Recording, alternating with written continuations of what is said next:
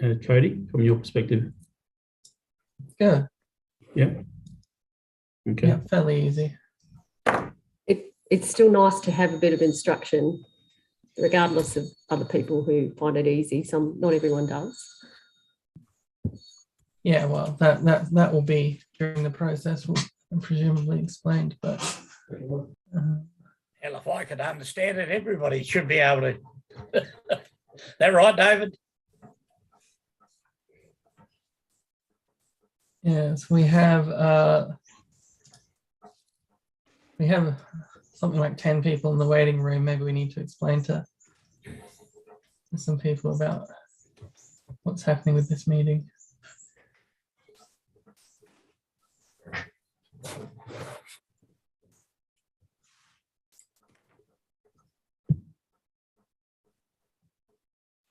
So, Cody, did you want to explain that, or did you want me to explain that?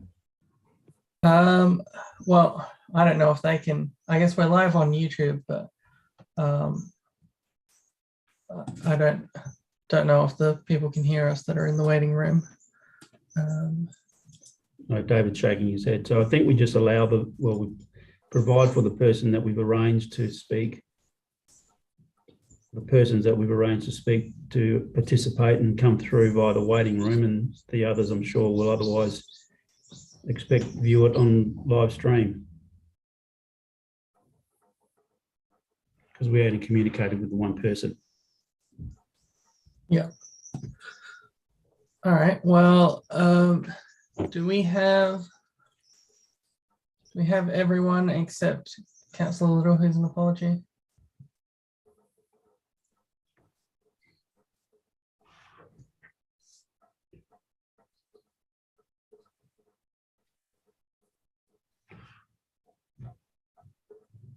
So we can get started. So let's start with the statement of acknowledgement. We would like to acknowledge that the land we meet on today is the traditional lands for the Kaurna people, and that we respect their spiritual relationship with their country. We also acknowledge the Kaurna people as the custodians of the Greater Adelaide region, and that their cultural and heritage beliefs are still as important to the living Kaurna people today. And, well, I don't know what land everyone is necessarily on, but if there's anyone in any other areas at the moment, we can also acknowledge just all relevant people. So roll call, we have everyone except Councillor Little, who is an apology, I believe. Do we have any motions to grant leave of absence? If not, we don't have any leaves of absence, and we don't have any non-attendance. So public open forum is not happening because of the Zoom format this time around. Do we have any declarations of interest? Councillor Koch?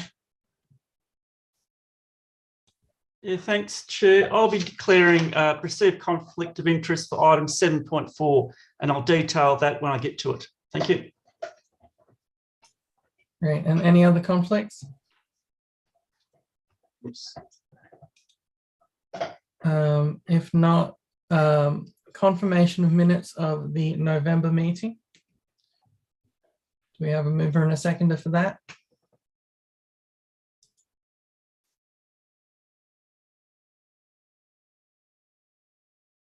Councillor Fraser, and a seconder. Councillor Hughes, you need to use the raise hand one, which brings you to the top of the screen. You're sort of using the clapping one. But yes, you've seconded. Is there any discussion on that? If not, then all in favour?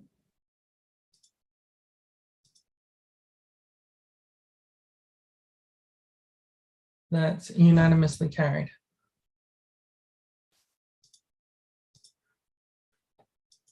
Okay, is there any business arising from the minutes?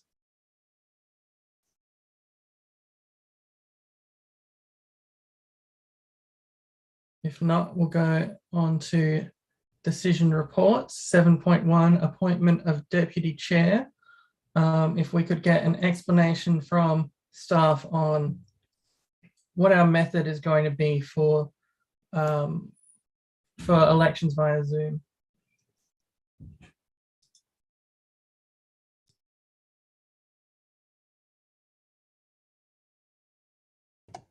Chris, are you happy to provide that explanation?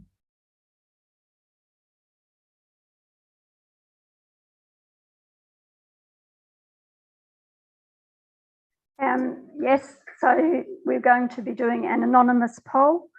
So if more than one person nominates for the position, we will put it on the names on the poll. The poll gets put up. You press the vote for who you want.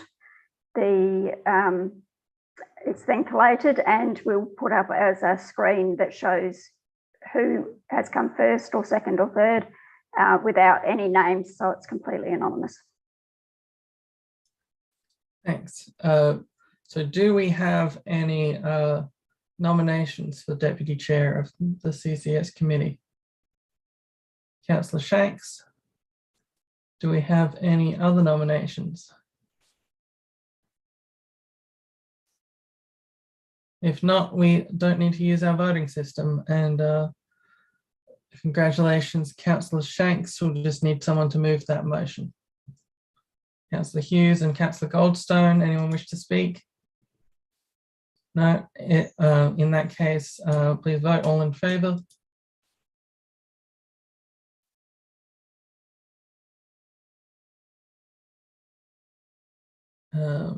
Councillor Sample, I don't think you voted.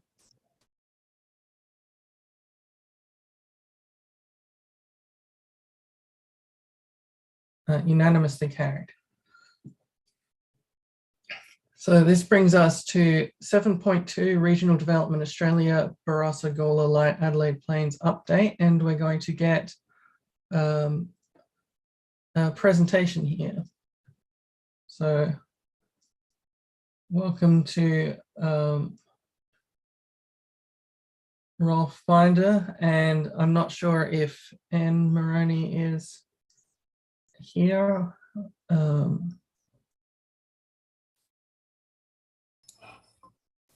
She should be. Good evening, everyone.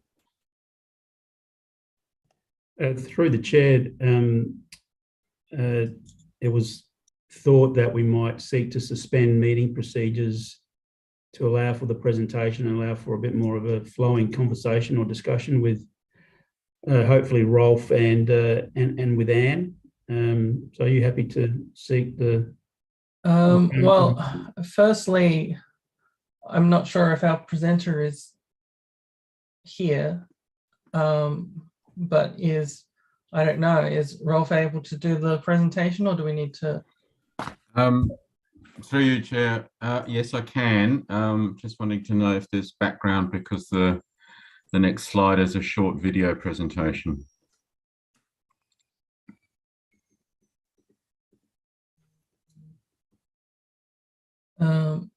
So is that something that? Well, I understood that Anne had sent through the presentation to Angela Seville, and she was going to manage that for us. Yeah, Chris, are you able to commence that part of the video with the presentation? The video. If you go to the next slide, it should automatically come in.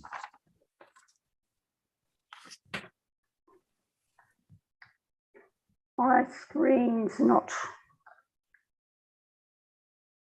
We have an RDA person who seems to have joined us, but I'm not sure who that is.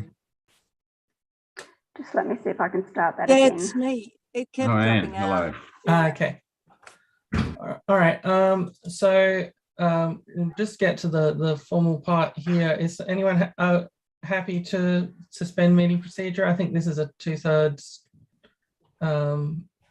approval kind of thing. So just a hand, yeah, just select if you're happy to do that. Yeah, that's all good. So suspended meeting procedure, and if you're ready, Anne, you're welcome to give your presentation. Okay, well, I think Rolf's going to start. I have, so we're just waiting for the short presentation to load. Yep.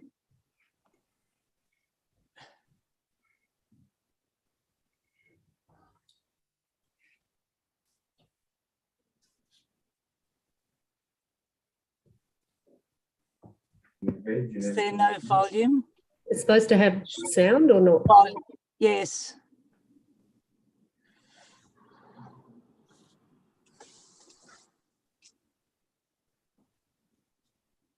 Sorry.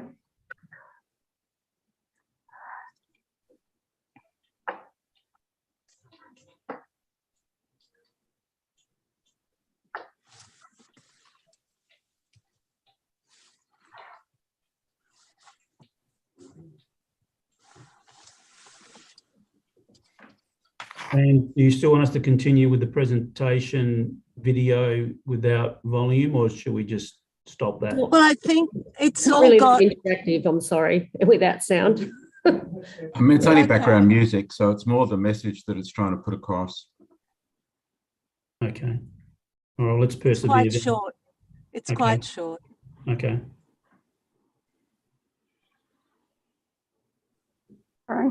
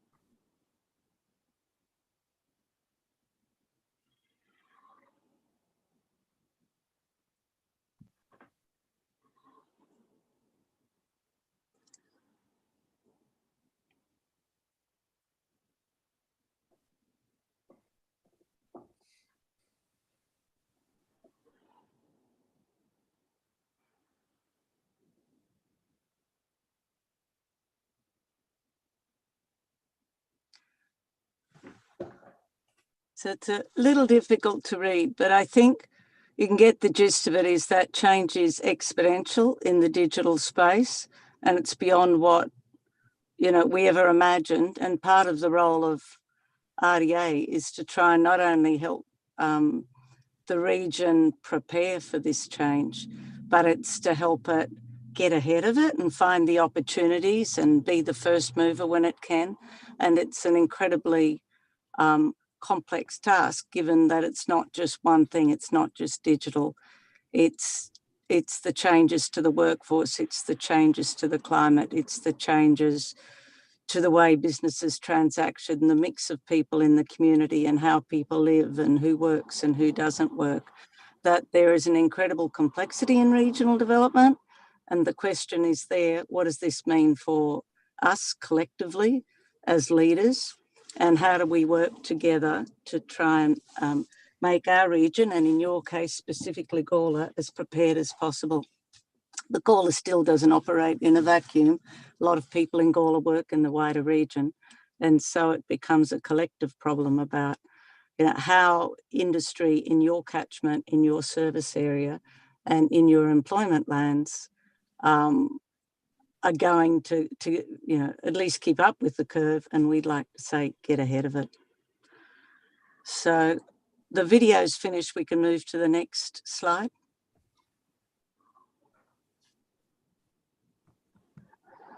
Is someone driving the slides?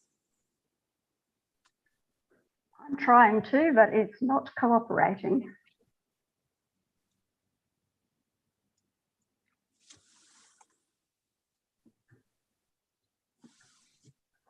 Okay.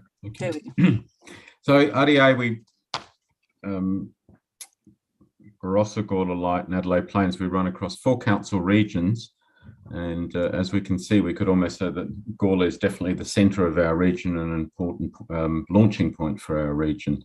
It's a very diverse region, and it's an ever-growing region, and the opportunities and possibilities within the region are almost growing exponentially.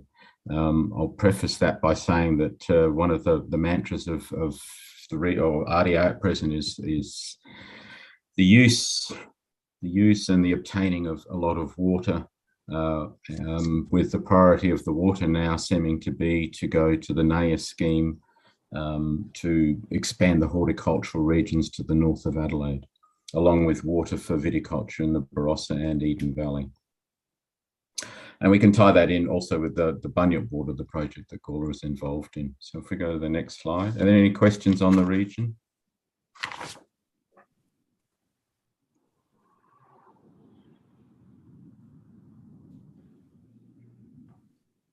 Next slide, please. So maybe if Anne quickly talks to what the memorandum of Broome was and how it was developed under Simon Crean. Yeah, and endorsed from then on. And it was, before that, we had the regional development boards, which were covered a smaller area, but were a partnership between state and local government for regional economic development. The federal government had its own framework and realised that a disconnect wasn't good, and we needed somewhere where federal, state and local government could meet with industry in an independent, neutral body that could inform government and apply government priorities to the ground and be there for the local regions to make sure that decisions made in Canberra worked out well on the ground. The additional brief is to prepare that ground, if you like, as well as possible for opportunity to land and work with local business and community to create more employment opportunities in a broader sense. So skills, export, investment, business development, new opportunities, and at the moment it's about grabbing the big ideas and helping locals connect with it happen on the ground. Just to add on to the bottom line, which is, and we get stuff done.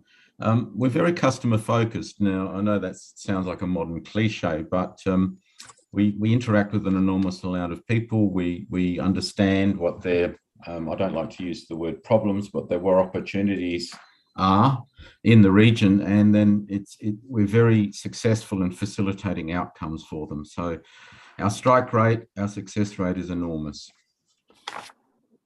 We look at the board, it's across the region, very evenly distributed, and 3 active Gawler members on the board, 3 from Light, 3 from Barossa, and 1 from Adelaide Plains. And Two. Sorry. Oh, Darren's photo's not there. Oh, sorry. Yes.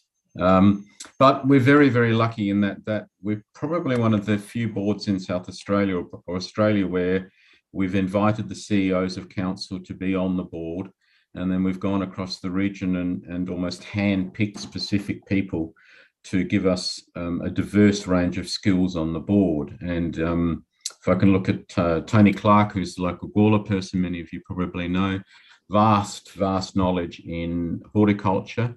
And Rachel has come on the board recently, and her knowledge of sustainability and, let's say, modern management of carbon, etc., is just so valuable to us. And as we move forward, it's definitely going to be one of the topics and one of the specific spheres that we're going to look at very strongly. So we're very, very lucky to have her on the board. And also mention Henry, who is very good, strong contributor to the board, and definitely always puts the interests of Gawler ahead of a lot of other things. Thank you, Henry.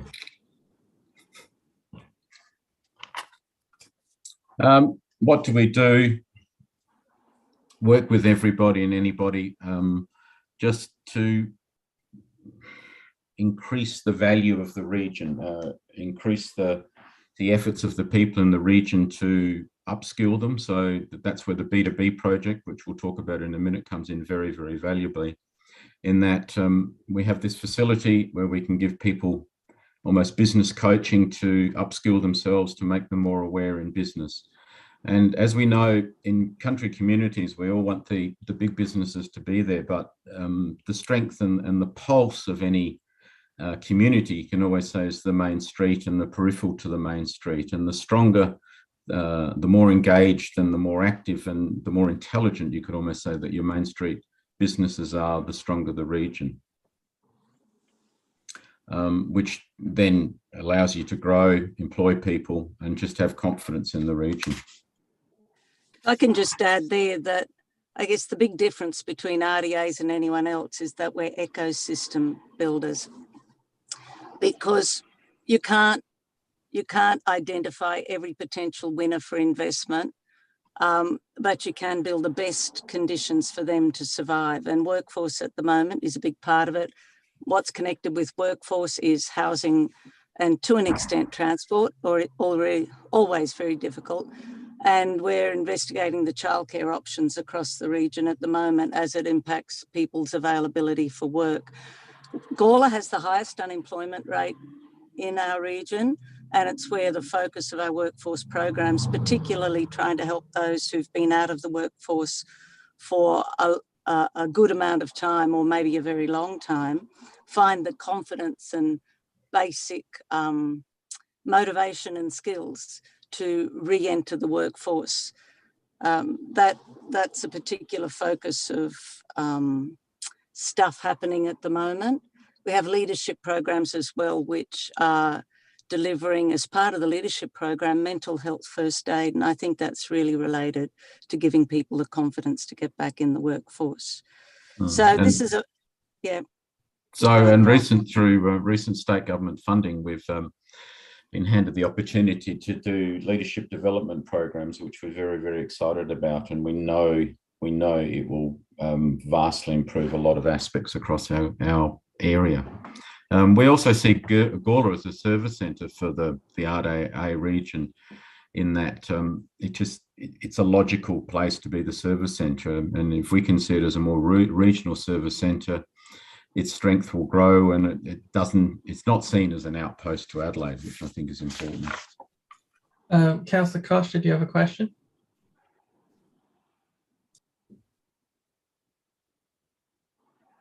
Yes, thanks, Chair. Just going back to what Anne was saying about the unemployment rate, could you just clarify what programs you're implementing to help long-term unemployed? Is that what you're talking about?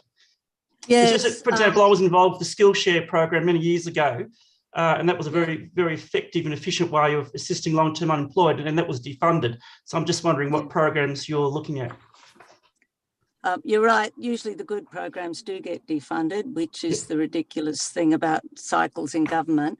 At the moment, we've got a number of things happening. One is a jobs matching program where, when we can find people and find jobs, try and make them meet. That's probably at a level where those who are already enabled are able to participate. We've run hospitality programs for people with no experience, and we've had industry deliver the skills, not an RTO, just so industry believe they were ready to work in their business. But again, you get few people and not everyone can step up to the mark. So what we're doing at the moment, we've got an employability, so that's a pre-employment skilling program. So having people who might not have worked for a long time come in really for basic confidence building. We're just desperately trying to connect with those who would benefit from it at the moment. So if any of the elected members have leads, we're certainly working through all the service networks, the JSAs, the Carers Link, the intermediaries for people who need help, but they're often people who aren't in any network.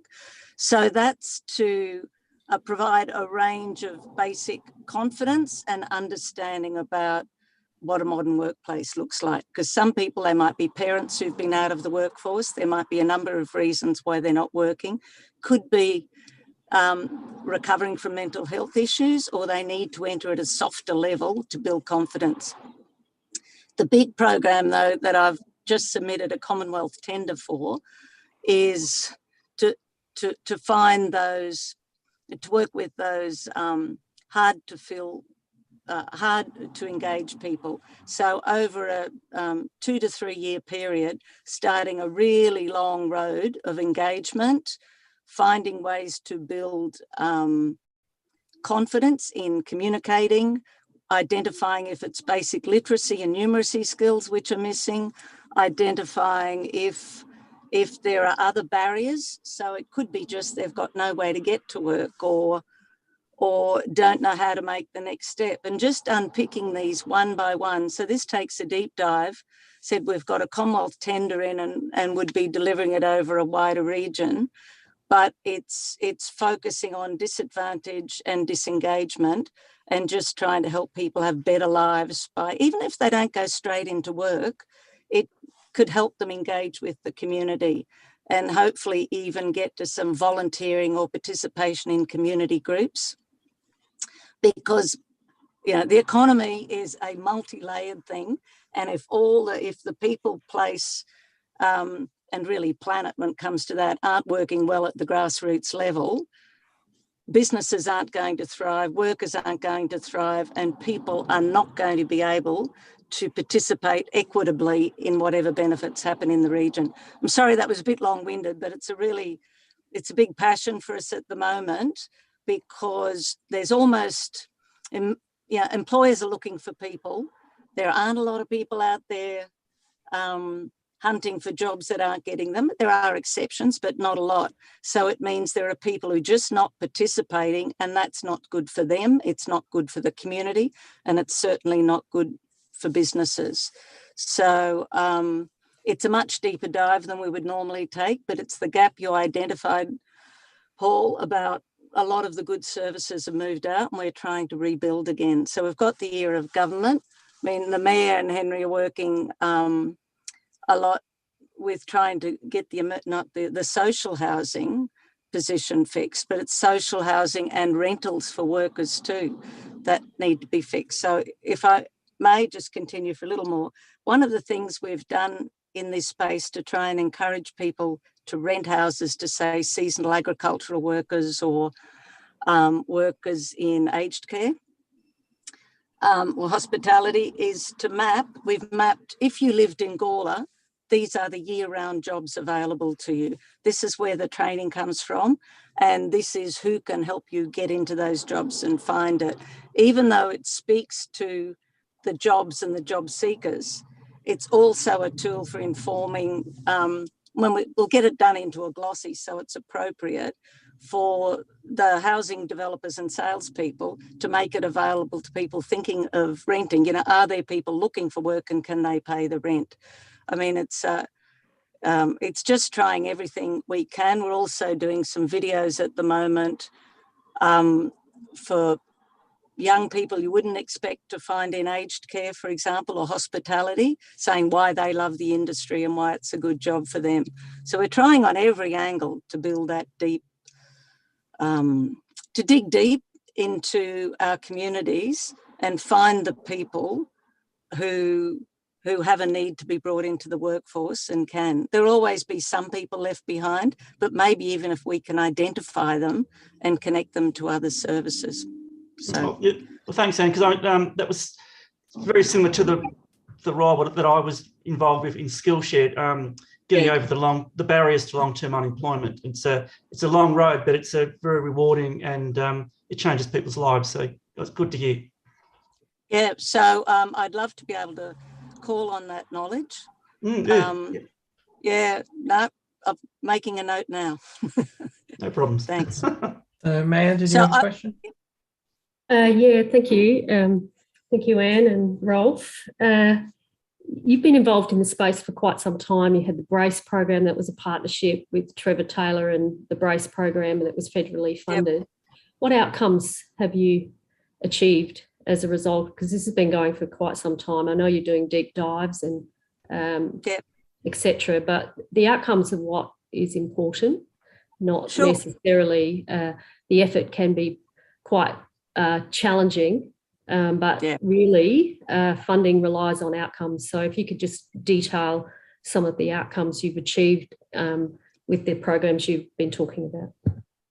Sure. So I just made the comment to Councillor Koch that all the good programs disappear. The NICE program is one that hasn't, and it really helps people who are out of employment but have a good business idea create their own job in a way, and sometimes really successful businesses.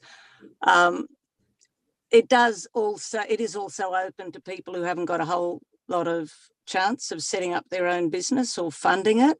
But even if they go through the program, they're probably better equipped for employment because they understand the imperatives of a business and what matters to a business. And if they go and work for someone, they're more aligned with the business owner's objectives.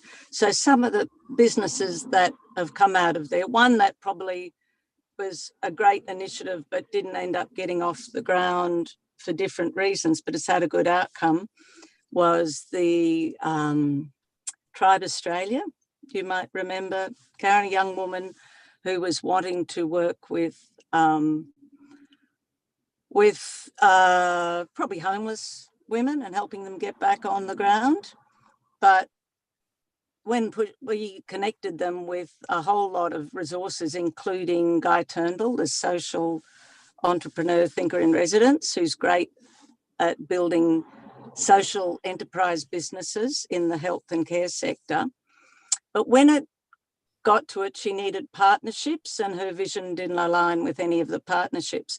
But out of the work we did with her, she's got 2 positions now where she is looking after other people. One is with a disability services, and then she's a representative on a state council for, is it people at a disadvantage or the women's sector? I forget the name of the council, but it's a state representative council where she is bringing the voice of the person with lived experience into a policy changing environment.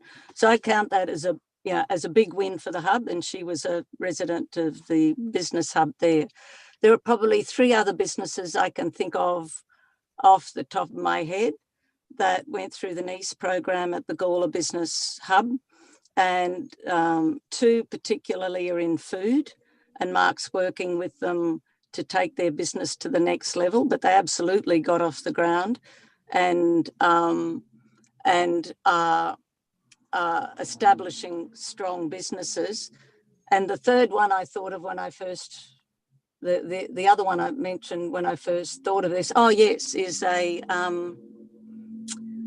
there are 2 more actually. There's a tech company, but no, he's buying bits and reselling them. It doesn't sound very sophisticated, but you've got to know what you're buying and who needs them. And he's being helped to scale his business by Zach in particular. And the last one was a lovely story. He's actually a guy from Williamstown, but he was at the hub. A young guy who was designing way out T-shirts that really have taken off. And you've got a young entrepreneur in the wings ready to move, with different businesses that have been through the hub at a different level. So not the brace people. There's one, Stephen White, a resident of Gawler, that RDA connected with years ago about transferring his knowledge of virtual reality to the tourism sector. And he was a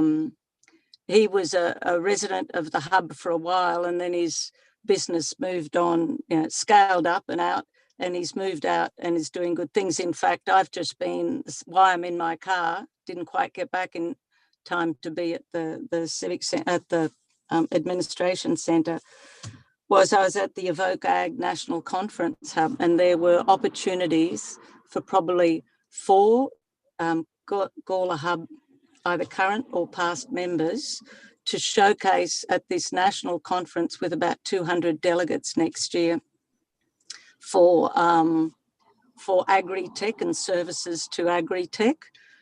So there are, immediately an outcome of that is 4 businesses that are a sufficient scale and stage of innovation that can present on this global stage.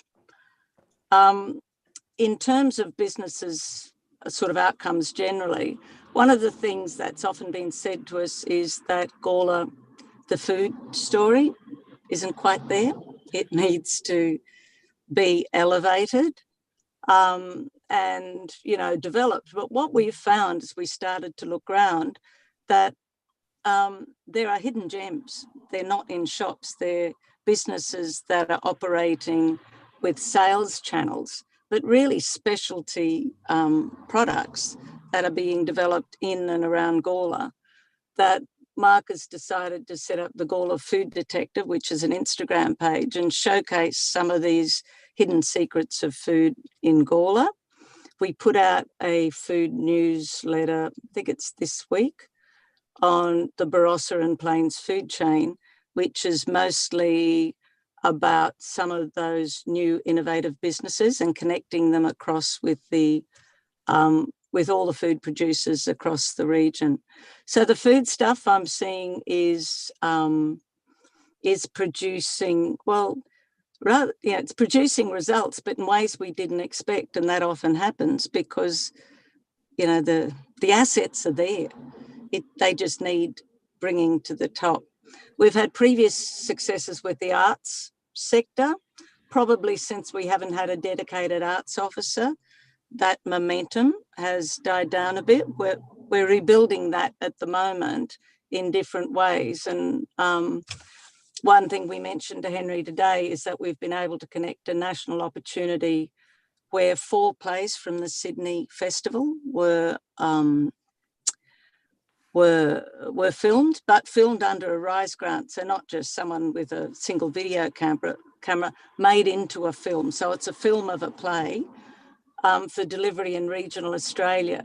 So for our region, we've connected with the Gawler Cinema about being a delivery partner for that. They don't pay to get it. They get 45% of the proceeds, but we can set the ticket price for them. And 45% goes back to the artists, and 10% is quarantined for a local health or care or support services project. And I need to talk with you more, Karen, about that, but I'm thinking for the women project, the women, either the women escaping or trying to re-establish following domestic violence, which is one of our workforce cohorts we're hoping to work with, and leadership cohorts as well, or some services that they can access because it's a particular need that's been identified in Gawler and it's being worked on. So do you have another question, Mayor? Well, Sorry. yeah, I do.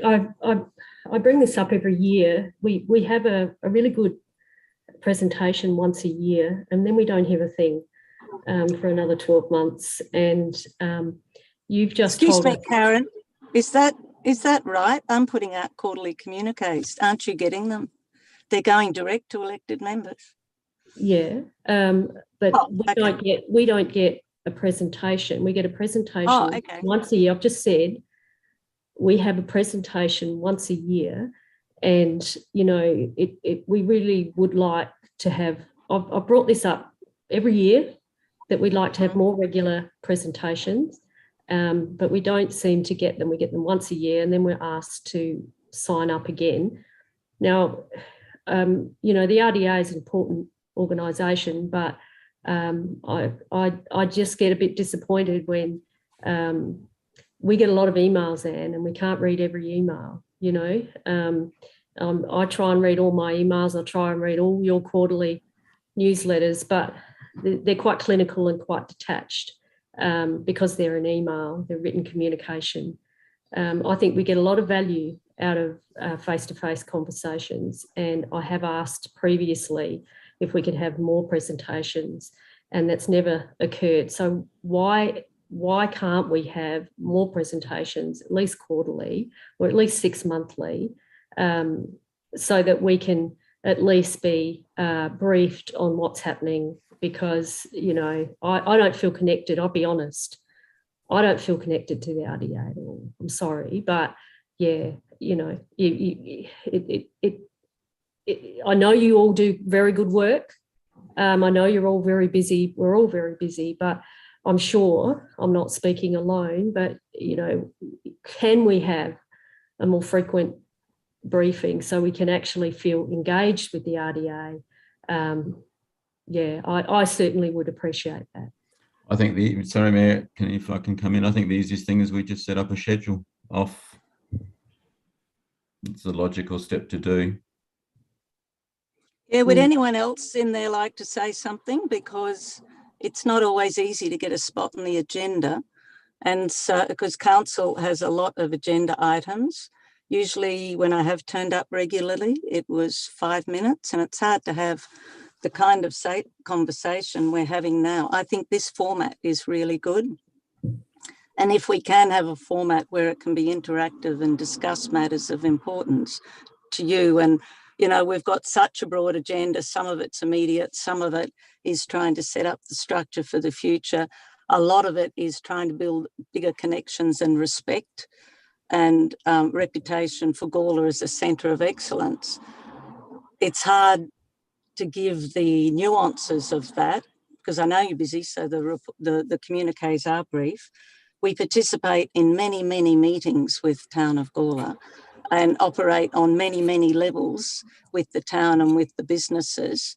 So I don't mind how many times I turn up to present if council's got time to hear me. You just tell me how often you want to hear me and it's yours.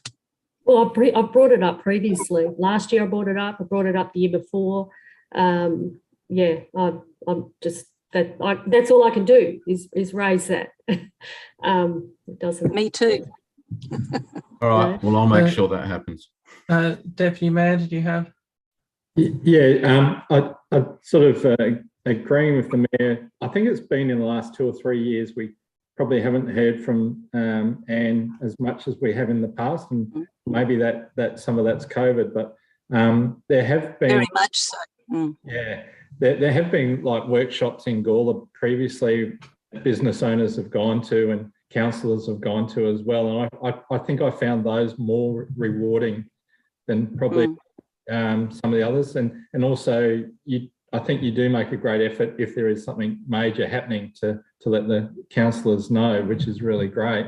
Yeah, it's difficult, but yeah, even if it's twice a year that we see you in this similar format, but yeah, I do agree it's difficult to fit you into the meeting structures of formal meetings too, but I think the format where you are working in with businesses in the town and councillors are invited, and even our local business development group is involved as well, I think have in the past, but you know, that's a few years ago, been really quite rewarding and yeah, very eye-opening as well.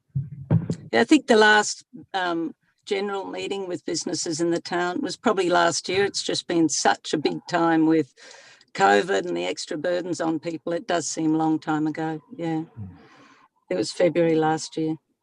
But no, it's really not a problem for me. It's about, you know, understanding that when you've got burdensome agendas, that I'm always available to talk if you've got the time and your agenda allows it. But between meeting with elected members, you know, at a council meeting like this, as I said, we have continuing and regular interactions with administration.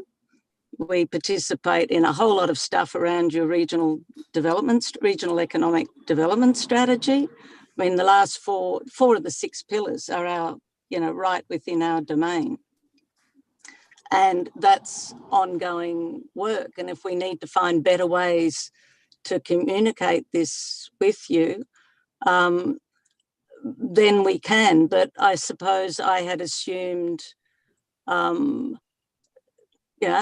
made myself available for a number of workshops that may have been called off for different reasons, that it was a matter of you letting me know when you had space for me, not forgetting there are a whole lot of other things that we've been invited to participate in by the council that do. And, you know, the housing and homelessness and DV forums are a good example that there's not a lack of contact, but there might be a lack of formal feedback and reporting on outcomes to elected members. And I report within an inch of my life. One of the best ways to understand how we work are the case studies we put out. We put them out, you know, probably only publish them annually, as the Mayor said, but we produce them during the year and we can give elected members a taste of what we're doing that way. But this came as a complete surprise to me, because I thought the communication generally, I see individual council members at different things. Most of you I know well enough that if you wanted me to come to Gawler to meet, to discuss, for feedback, I'm easily contactable. It's about finding the appropriate format and giving you the information you want rather than information you don't want. Did that make sense? Yeah. So I had a question. So we're sort of being asked in this officer's recommendation to fund for about $40,000 a year for the next 3 years. And my understanding is that's a sort of blanket across the councils. Yep. But yes, I guess, like, from my point of view, I feel like maybe Barossa should be paying 100,000, we should be paying 10,000 or something like that. You know, I understand that we have, you know, there's the B2B sort of aspect of it, but we're not a wine growing region or anything like that. I feel like we're sort of an odd one out in some ways with the RDA. Is, you know, is this the best format? I don't know. It just seems a bit odd for us to be on par with the, you know, the other councils for this kind of thing. Yeah, but you'd be on par with the service level, that's for sure. If the Barossa, having spent some early years establishing Barossa Grape and Wine and tourism as industry bodies, we're just a bit of a support for that. The office is based there. It has been historically. There are more businesses, I don't know, probably more businesses up there than most parts of the region, but only marginally. And some of the more strategic work really is right across the region. So Adelaide Plains, with the population was 7, it's now 9,000, is also an equal contributor. And it's up to us to make sure that our representation at a board level, the interests of each council and the focus on each council is equal. In fact, I would venture to say, just thinking it through, and especially after some discussions with Henry today, Gawler gets about 50% more attention than other council areas. We don't go to any other council area, you know, and sit in their civic centre and deliver business services. It's especially not for the startup economy in that way. It's an interesting perception, but I would have to disagree with the equality. I mean, we have an obligation to all councils that if one's a minor participant, then of course service levels would have to respond there, which doesn't make sense to me, because what we bring is not 4 times 40,000 to this. We bring a federal government investment and a state government investment.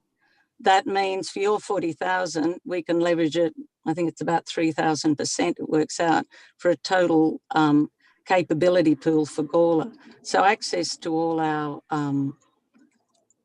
our staff, all our connections, all our opportunities, including federal government programs, comes with that deal. It's like an entree ticket into those resources, which, you know, it's a decision for you. But but to me, it looks like enormously good value for a small co-investment to get that level of resources into the region. All right. Did we have other people that wanted to ask questions?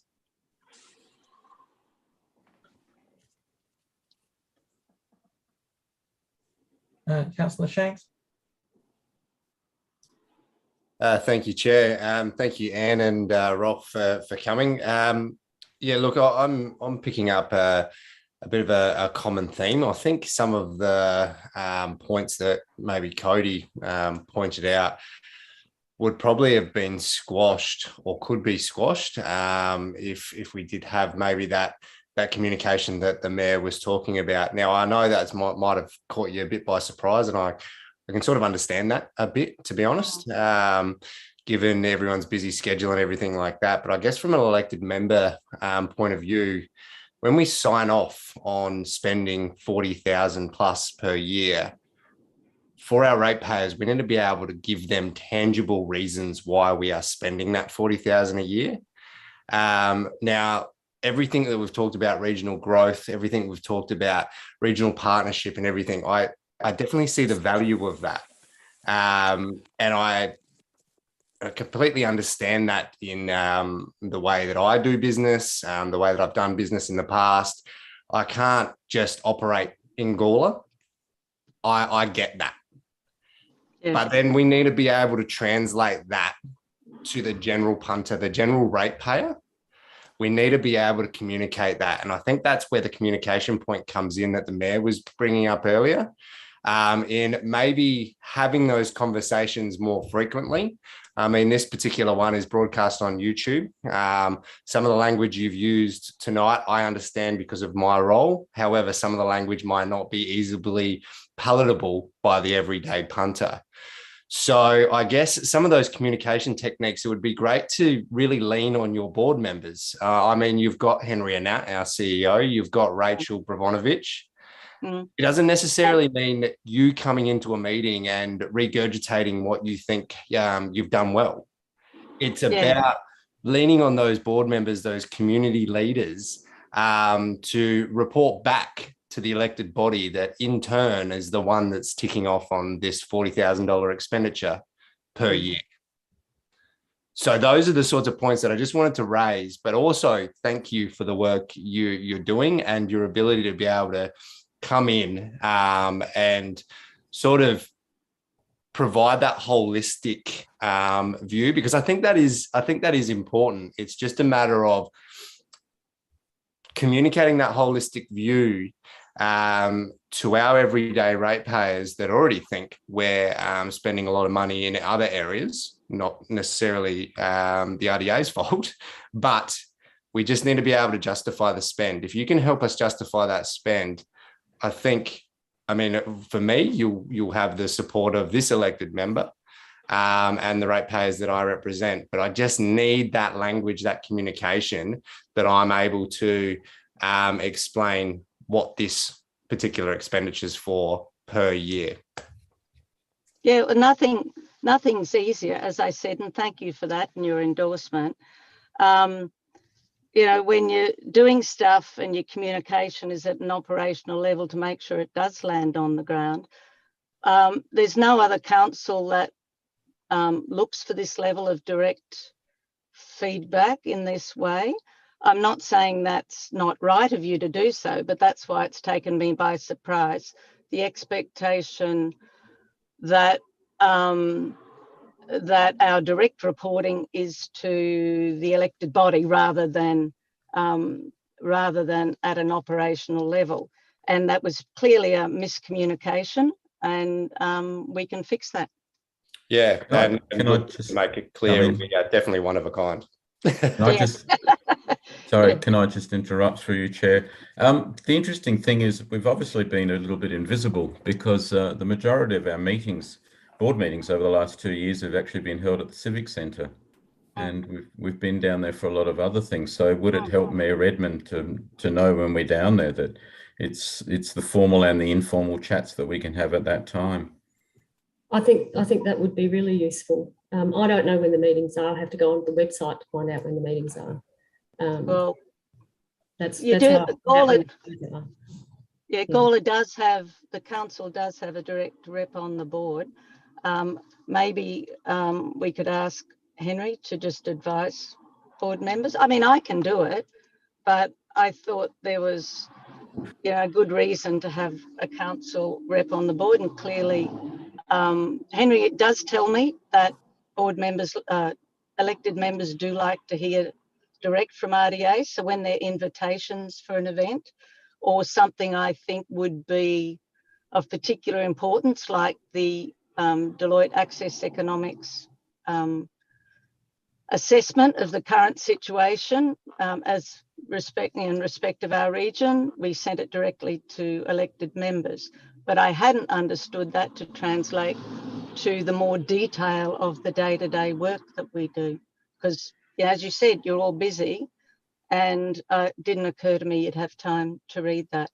So can do it, can meet with people, but very happy to have a coffee, because that way we can actually get to the nub of individual, elected member concerns or knowledge. As Councillor Koch was telling me, he had that experience of workforce programs that I hadn't been aware of. And he mentioned something around business support the other day. It's great to tap into that expertise if we can. So, those one-on-one conversations can actually work really well for the people of the town. So if there's no other questions, does anyone want to speak to the motion itself? Move the motion or a version of the motion?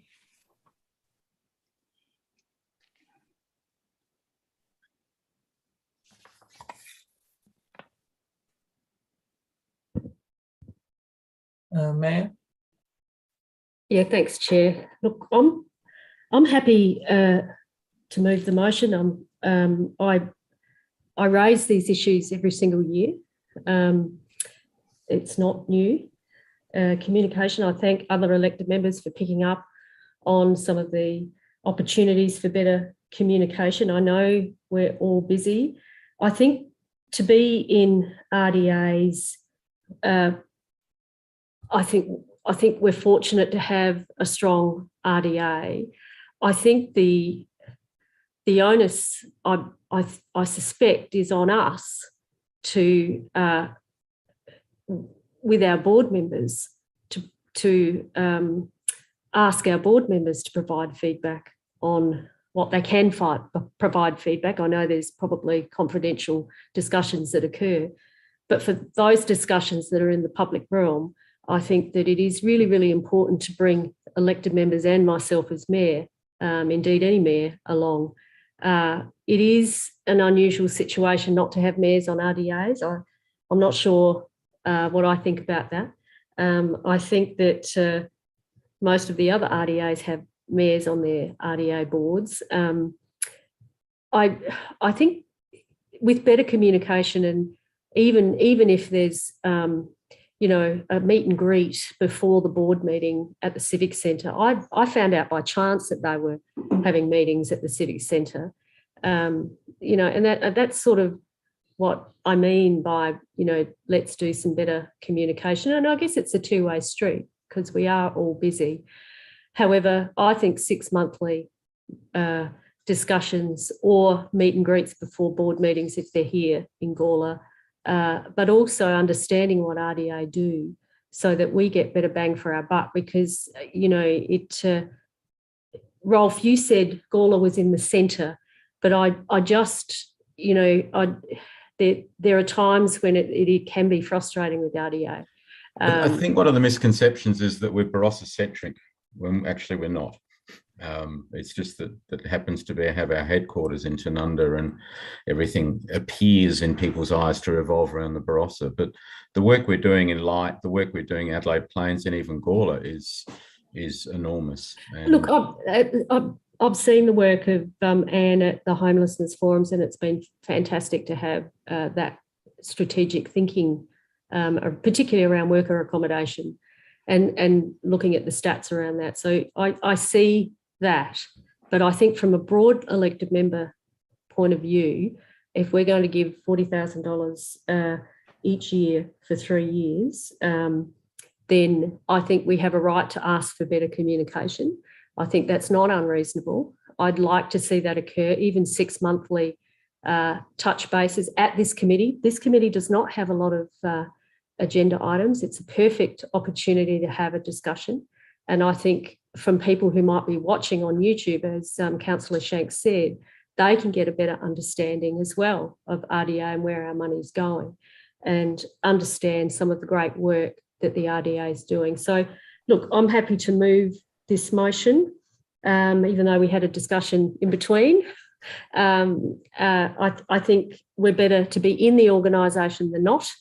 Many metro councils, they have an RDA Adelaide, it's not funded, and it doesn't work very effectively at all. So I see the contrast of this RDA, which works much more effectively. So again, I say this every year, we do need to have better communication, and let's work on that. Thank you. Through you, Chair, if I can just make one comment. If we are to have better communication, which I totally agree with, can we also then seek feedback from you, from your council and your elected members too, on what they want to hear and what information they would like from us?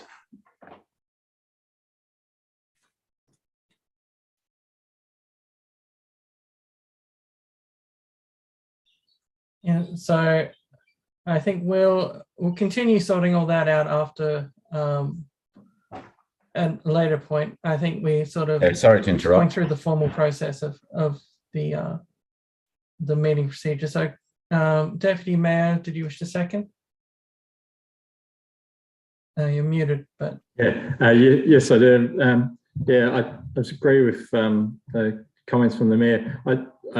But also, it is a very, very valuable partnership, and I think it's a fantastic arrangement that we do have. Yes, I think it's, as the Mayor said, it's both parties for communication as well, and that's really important. I think in the past, things like grants and just pushing some of the priorities that Gawler has is really important federally. That's something that just one grant sort of pays for three years membership or more. It is an important partnership, and support that. And I think it is on us as elected members to make the time to actually turn up to some of the invitations. I have noted that sometimes the RDA events, there's 3 or 4 different things on at the same time, unfortunately, as well. There have been a lot of diary clashes sometimes with those events, but we all are busy, but just to prioritise some of that. So happy to second the motion. Great. Councillor Shanks, did you wish to speak? Just briefly. Thank you, Chair. Look, I'm happy to support this just because of the potential we have in the current year we're in, and then in 2023 and so on. There's a lot of business opportunities out there, and a collaborative approach is something I've always been for, getting along with our neighbouring councils, and this is all a part of that. I do note, Rolf, your point about coming in and using the Civic Centre and everything like that. We are thankful of that. But that said, we've just done a $15 million asset, so you're welcome that you're able to come in and use it as well, because it's mutually beneficial to be able to use those spaces. And also just a point on sometimes maybe thinking there's maybe a focus around the Barossa. I mean, the website alone is barossa.org. So there's a couple of optics things there that you might just take on board when some of those accusations are getting thrown around. Maybe just look at why that is. Just for that feedback that you asked for on those points. But mainly my thing with the RDA, like I said, I see the benefits. I get it. But I now need that language. I now need that information to come back to us as regularly as possible, so I can be out there championing this this spend. Again, I'd recommend leaning on your members. CCS is a good committee to present back with, as the mayor pointed out. We usually do have those shorter agendas, so we have the time to be able to delve into this. And it doesn't necessarily mean Anne and yourself coming in every quarter or every 6 months. It might be a presentation from your members that you assist with. And I do acknowledge that I, as an elected member, probably need to put my hat in the ring a bit more and ask a bit more questions as well. But my main thing is I just want to be able to communicate the spend, the leverage on grant funding and everything is a good fact that I can take away from tonight's meeting, for example. I just need more of that moving forward to be able to continue my role as an elected member and justifying the spend out there. So once again, thanks a lot for coming tonight, and happy to support the motion. All right, Councillor Goldstone. Yeah, okay. Can you hear me okay? Yeah. Just in relation to point 3 of the recommendation, and given what you mentioned previously, Cody, I'm just wondering, and also the fact that there's going to be a new council at the end of this year, is there any reason why we have to go with a 3-year funding period instead of a 1-year period at this stage? So I guess it's more of a question. Is there someone who's I can respond to that. As part of the unity between councils on this, we have one funding agreement that all councils sign, and they agree on the particular outcomes they want to see, over and above general stuff we do. Our funding agreements with federal and state governments are 4 years, and the whole there are 2 issues there. One is the co-investment by local government being very important to federal and state government, being willing to continue their levels of support, particularly with additional programs for additional areas. The second is the idea is that we reach beyond election cycles and can work for future benefit and build momentum without necessarily looking in short-term thinking, having all the outcomes short-term, and then spending a considerable amount of time at on an annual basis, revisiting this discussion.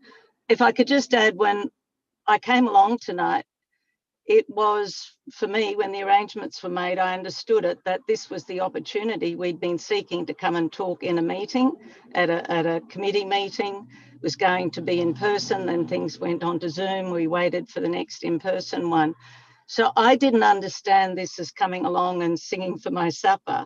I saw this as coming along and having a conversation with the elected members about the kinds of things we were working on and what the opportunities for them to spread the word too about what we're doing, so the electorate is better able to participate in these opportunities. So I think all these decisions are up to council, but given the current slightly fractured relationships, I don't know why my light just came on, well, the current fractured relationships between the councils over the boundary reform stuff, breaking that single agreement between councils, maybe the timing's not the best, to question everything that's been done as 4 councils. It's the other thought. But certainly 3 is a short cycle. Sorry, you've answered the question, but sort of we're getting back into just open discussion again, whereas we're in the motions. So I just want to stay on track in that sense.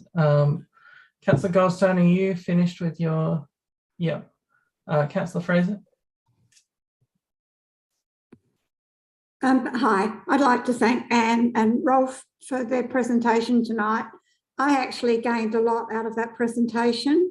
Thank you. A bit like Nathan, I sort of used to, I was sort of under the impression that the RDA was sort of Barossa focused, but tonight's presentation was really good, and I can see that there's a lot of work being done in Gawler.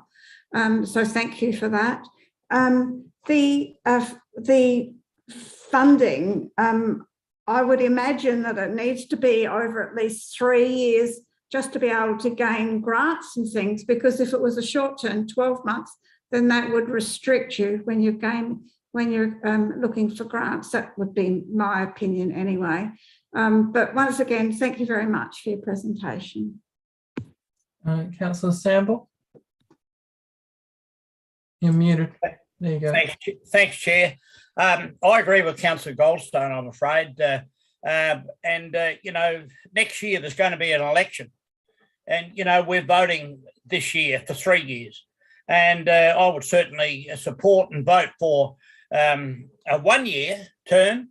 And I thank Anne and Ralph. I love your backdrop, mate. I don't know where it is, but I'll come and pinch it. It looks fantastic. But I certainly support what Councillor Goldstone said, that, we're not going through easy times at the moment.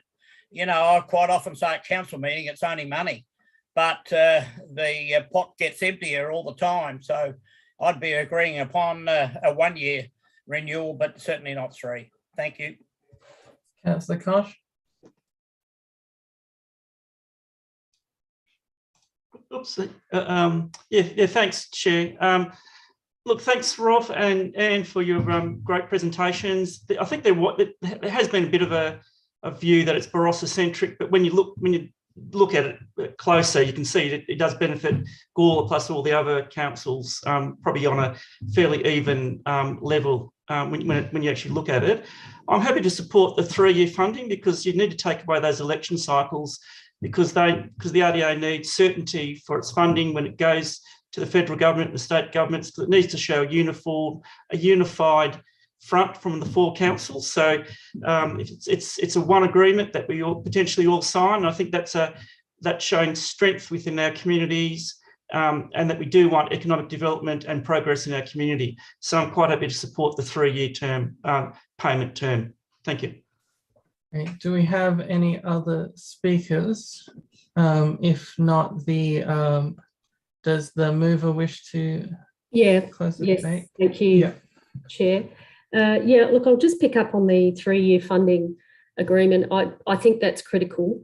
I think that aligning them to a 12-month unsure future doesn't do anybody any favours. Anne's absolutely right. You must have surety for this organisation. The RDA in South Australia is held up as the benchmark, the golden benchmark across Australia. As much as my criticisms around communication, they can be sorted out. But funding needs to be assured to get decent grants for the region, not just for Gawler, but for the region. We're part of a regional group, and the region wins when there's surety. And I think, we're part of a region that is critically important to South Australia and also to Australia. So Gawler's part of that. So I think that I would urge people to support this proposal for a 3-year funding deal. It cuts across politics and it goes to the heart of what the business is in RDA and the benefits that everybody gets, including Gawler. Thank you. Right, so the motion is now being put to the vote.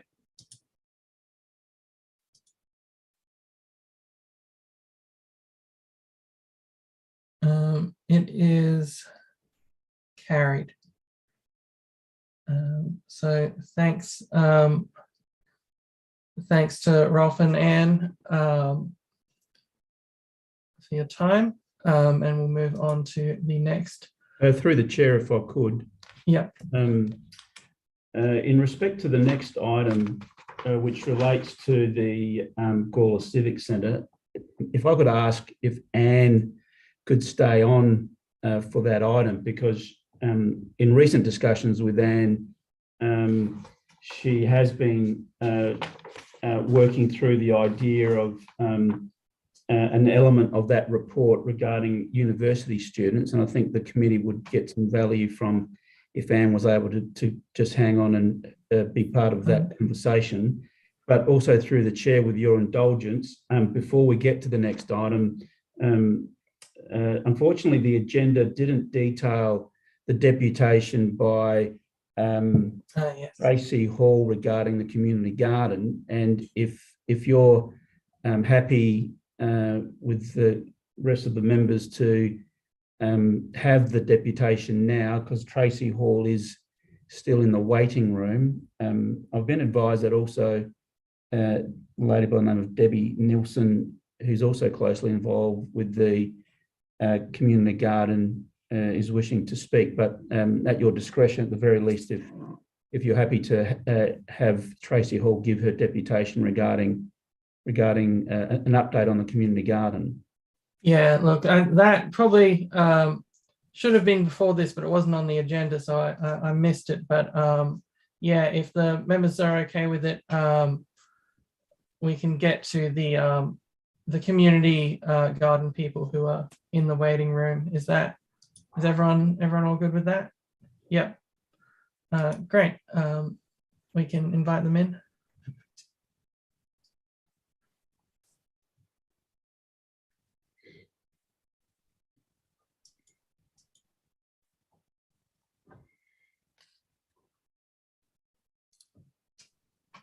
Hi, Deborah and Tracy, are you there?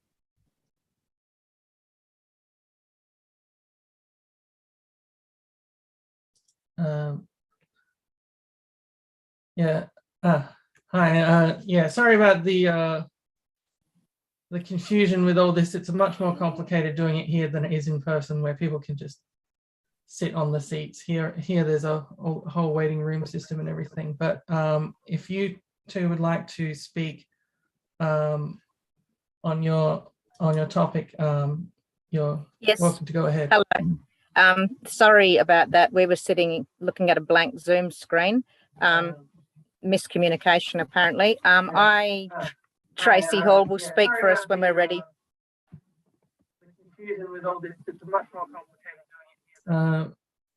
There's a bit of an echo of, I think you have the YouTube video on, so sorry.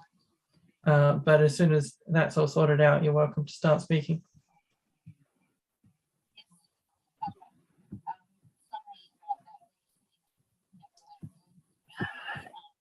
I'll just try and cut the Zoom.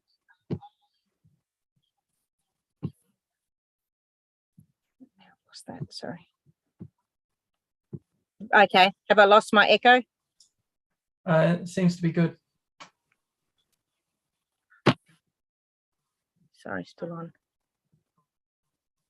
Stop video.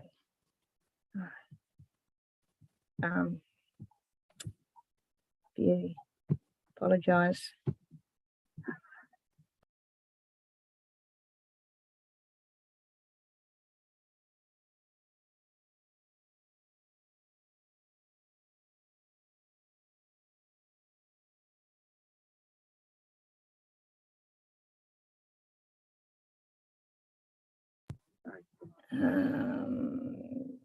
Caught that.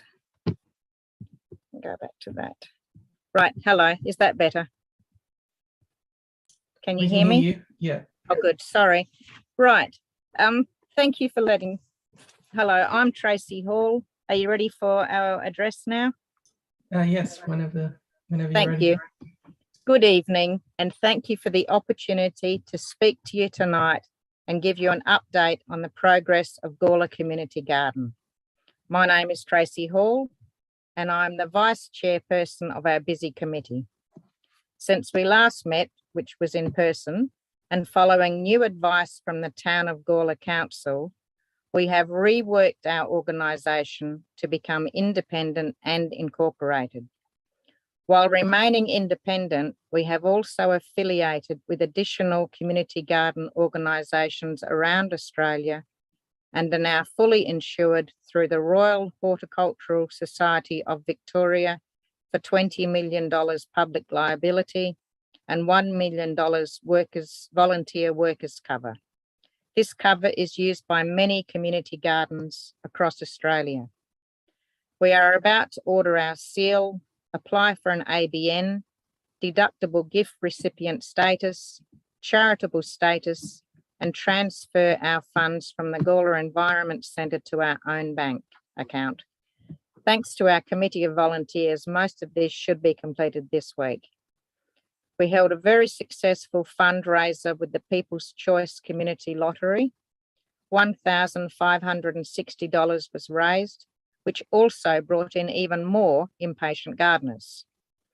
We have well over 500 followers on our Facebook page and many more through non-social media connections.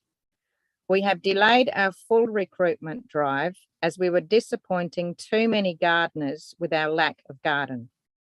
But we hope to use our campaigns very soon with land to begin gardening.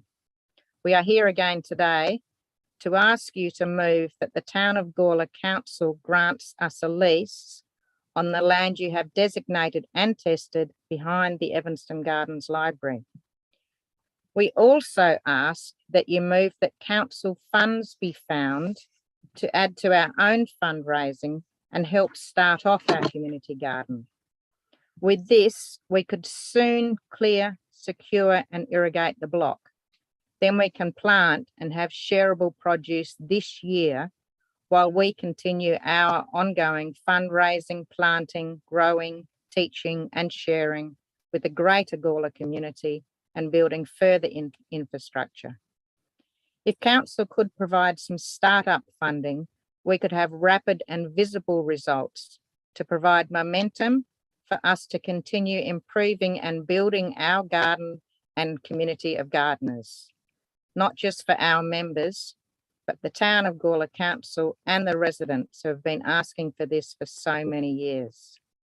It would also be good if the many councillors who have supported this initiative could point to a productive site this election year as one of their achievements. We'll be pleased to provide all documentation of these achievements to make this happen, to obtain a lease and to answer any further questions you may have.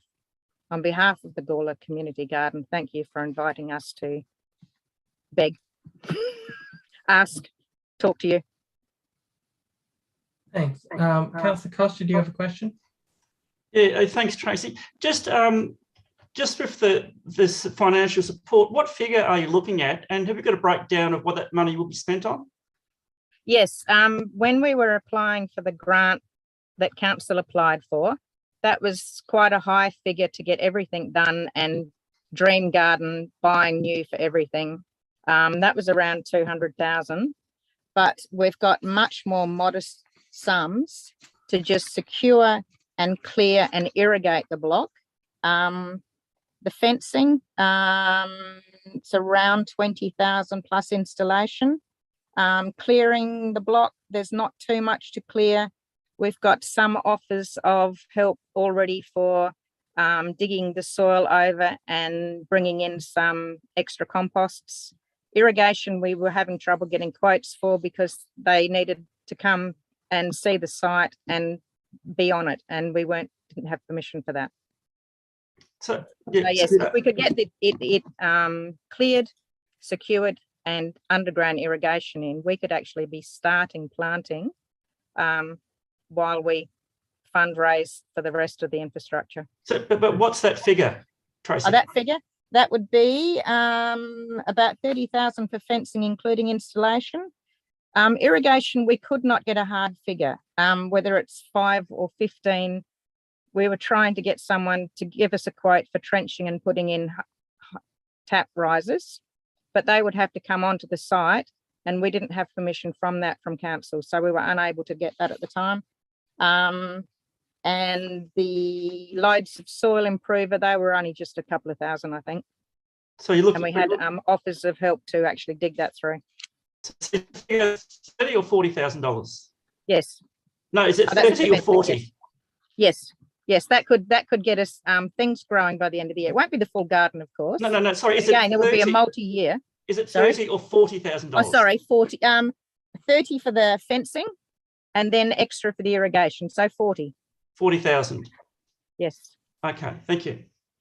Councillor Fraser? You're muted. We can't hear you. Are you aware that the Gawler Council has a community grant available? It's only for $1,000, but it is $1,000. And that's open at the moment, so to apply for. Yes, our fundraising team has that on one of their things they're going to look at as well. Okay. Okay, Deputy Mayor?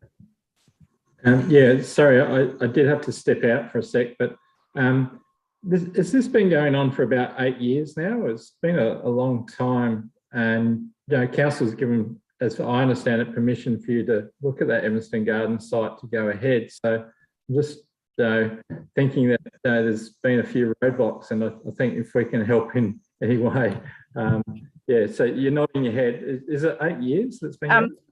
This iteration has only been going 2 years. Most of us joined the first committee for this not quite 18 months ago, or around there maybe, but there were other that just gave up and pulled out, many. The site has been chosen, testing's been done, but we still don't have the lease. We were only told end of last year we would have to get incorporation status, which so we've had to change our makeup and get that. So we've now got independent insurance, and we've gone through that process, which is quite involved, and we're all volunteers. But yes, we've just all but leased basically. It's really frustrating. So yeah, sorry that it's taken so many years, and so many committee members have probably gone on the wayside, because you are quite dedicated and committed to getting this off the ground. So yeah, I think as a council we need to sort of help get this moving, because we've got these keen gardeners, we've got a site, and it sounds like it needs to be fence and irrigation, but you're quite keen to get moving. So yeah. Councillor Fraser, did you have another question? Yes, I do.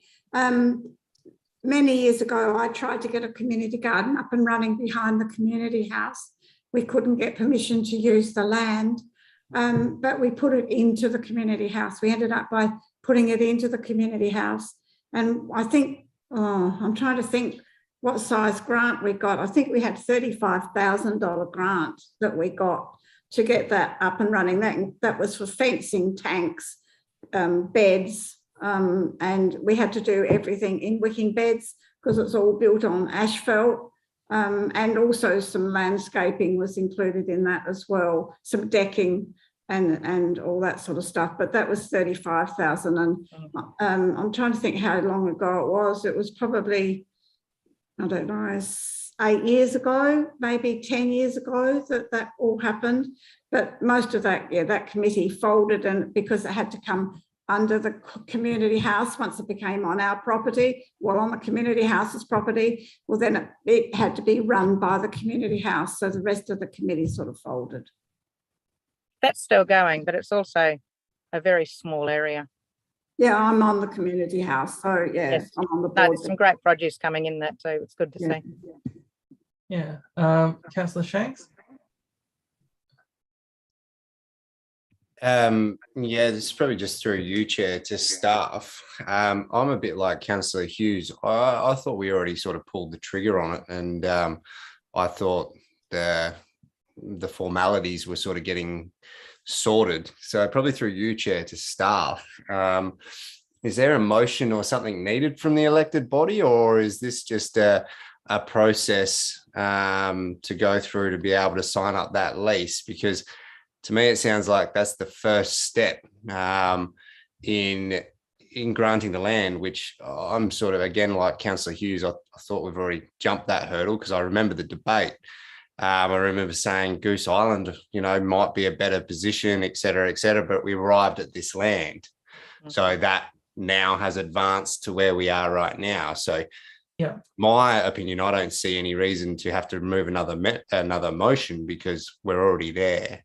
So if I can just pass that. Well, I can answer that to some extent. What they have right now isn't an official lease. They have a sort of letter from the mayor saying that they're allowed to use the land or something along those lines. What's that? We're not allowed on it. It's Not a allowed on motion to hold the land for 3 years. To hold the land while the yes. council may issue us a lease. So but a motion has to be made for that to happen. Yeah, is so what we've been told now. At that stage, the sort of thought process was that they're not an official group. They don't have their own bank account. All this stuff isn't set up yet. So we'll sort of give, but now they've taken these subsequent steps and feel like they're ready to go to a next stage. And that's sort of where we're at. I don't know if staff had any other comments about that. So surely this is just going to be now an officer's recommendation. It's not going to be up to us to move a separate motion. Through the chair, if I could just, by way of saying a few words, that from my understanding, we've done all that we can to help the group to get to the point where they're at. It's a question of funding, and we've been working with the community reps in terms of funding opportunities, but I might get Chia or Natasha to fill in some of the gaps relative to what we've done to progress the idea to this point, what funding opportunities are being pursued, and where we're at with some of the details, further to what council has endorsed, which is an endorsement in principle that the land be used for this purpose. So maybe if we can get Chia or Natasha to provide some details. Sure thing. Through the chair. So there is an endorsement by council that the land will be held for 3 years in principle, and that date is up until the 30th of June 2024. So we've worked with the community garden for at least 18 months to 2 years now to get them to a place where they would be ready to have a site. We went through a number of reports to council to determine a site, and we helped them with a significant funding application last year, which was unfortunately unsuccessful. We have also been meeting fairly regularly with Councillor Davies in the garden, and we've also brought Chris Parrish, who's our property team leader, on board, and he advised that for them to have a lease, it would be best for them to be an incorporated body, and that was at a meeting in December, I believe, December or January. Sorry, I don't remember the date exactly, but it was after that the garden have done the work to become an incorporated body, which they now are, which is excellent. And this was just an opportunity for them to speak in terms of council considering the budget for the next financial year. There is a budget bid to assist them with funding for the community garden. So this was a chance for the community garden to give an update about where they're at, the progress they've made. But the land is there in principle, and we're on the path to them getting a lease, but they needed to become incorporated before that would be considered. Did you have anything else, Councillor Shanks? No, thank you, Chair, for that. That's explained it perfectly. I guess just to clarify, working through that process and the elected body agreeing in principle for the 3 years, once the boxes are ticked on your side, I'm assuming we'll see that recommendation of lease come through. Am I correct in saying that, or is this something we will have to move as the elected body for, just leaving aside the funding for the infrastructure? I'm trying to peel out the lease agreement first before we start talking about the infrastructure. Through the chair, my understanding is the lease would come back to council to be approved, endorsed by council before it became official. Yeah, cool. But for that to occur, do we need to move a motion that we look into the lease, or is that just going to come to a council meeting regardless? Sounding like it would just happen. We were told that it needed the motion. Through the chair, we don't need a motion for the matter to come back to council or committee. As I say, we've been working with the group they are now an incorporated body. As Cheers mentioned, I think there is a budget bid for council's consideration for 22-23 to help fund and commence the establishment of the site. And so, further to this deputation, there'll be a report back to either council, the next CCS, and or in the context of the budget relative to council's commitment to provide some seed funding to get the project underway. For the infrastructure, yeah. Yep. Okay. Councillor Fraser, did you have another question? Yes.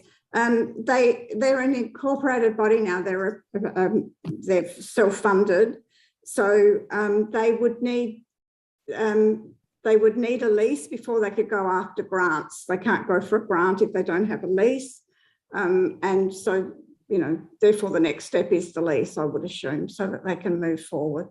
Yeah, that's the understanding. The previous grant was done, I think, through the council, but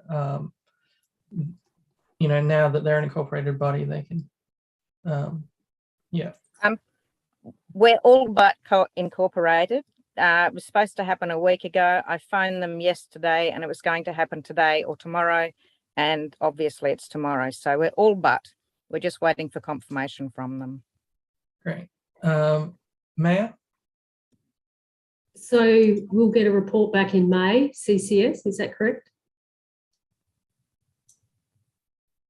Yes, that's correct. So we'll have enough time to consider all the elements of what the group have been talking in their deputation tonight, so we can make an informed decision. Yes, that's correct. And Okay. to be able to be included in the June budget? Well, that's right. I mean, you can put a bid in right up until the 11th hour with the draft budget. So I think we need to keep that in mind. Okay, thank you. Great. Does anyone else have any questions or commentary around the community garden? If not, thanks for your presentation. As staff have been saying, that will be coming back to council for us to make an official decision over the next couple of months. Thank you very much. All right, so that moves us to 7.3 Gawler Civic Centre lower ground floor meeting room usage review. And I'm not sure, CEO, if you were envisioning that Anne gives a presentation at this point on this, or just answers questions, or? Yeah, it was just a suggestion, given that Anne was here, and that one of the items on the within the recommendations relating to possible future uses, i.e. the part F, university student learning. I know that Anne's been thinking about that as an opportunity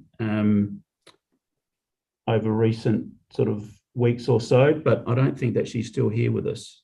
Yeah, I am. Oh, you are? Great. Okay, thank you, Anne. Yeah. So maybe in the course of the conversation through the chair, if you're happy to hear from Anne relative to that element, I think that will be helpful, and then the members can sort of start the debate, if you're happy with that. Yeah, Councillor Shanks, did you have a question, or? Yeah, I just had a question. I was just wondering, am I right in saying that the uni student learning hub is a model that is in practice in the Barossa? Am I correct in saying that? Yeah. And if, yeah. Yep. If I may. Yeah, I was just about to say, Anne, are you able just to give us a little bit of a brief outline on how that works and explain the model for us? That'd be beneficial. Yes, sure. So RDA operates what's called a regional university centre, known as Barossa Campus. It's a program of the federal government, which is funded for 4 years as student hub in the Barossa. And this, through electoral districts, was designated to be for the Barossa. This wasn't something that the money was available to set up in Gawler. but it provides a sort of a space like you find in Adelaide Uni or Uni SA on North Terrace, which is where students go to study now, not the library or other places. And it's like a resource centre for students where they can access their lectures online, work in study groups together. Our resourcing enables us to bring in mentoring where necessary. So we have a part-time STEM mentor there because we find a lot of people really need a bit of help with STEM type subjects. We run wellness programs for students and generally help them be at university, away from university, so you can study in the regions. We tried setting up so we rented a seat at the Business Hub in Gawler as an outreach for those students, pushing the boundaries just a little, with the opportunity for Gawler students to be connected with all the services of the hub or go up there if they wanted to. But if they didn't have transport and wanted to use the Business Hub, then that could be a place for them to study. We didn't get a lot of take up. I think they found the activity at the hub was a bit busy for their studies. But what Henry's referring to now is there's another round for these regional university centres funding coming up, where I raised the possibility that this funding allows existing hubs to apply to run a second hub, whether was worth considering putting in a tender to establish a second hub at Gawler. Now, given for many purposes, and it's one of the benefits for town of Gawler being in the RDA network, that convinces the federal government that you're regional for the purpose of funding grants.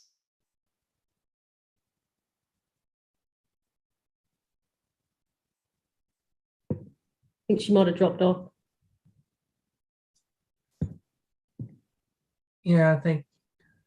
So if I could just finish, through the chair, if I could just finish off that as Anne was leading to, and this has only emerged over the last sort of week or so, and Anne briefed me on it only late last week, I think it was, of the possibility of looking at this funding opportunity relative to expanding the services that are provided by the Barossa campus and within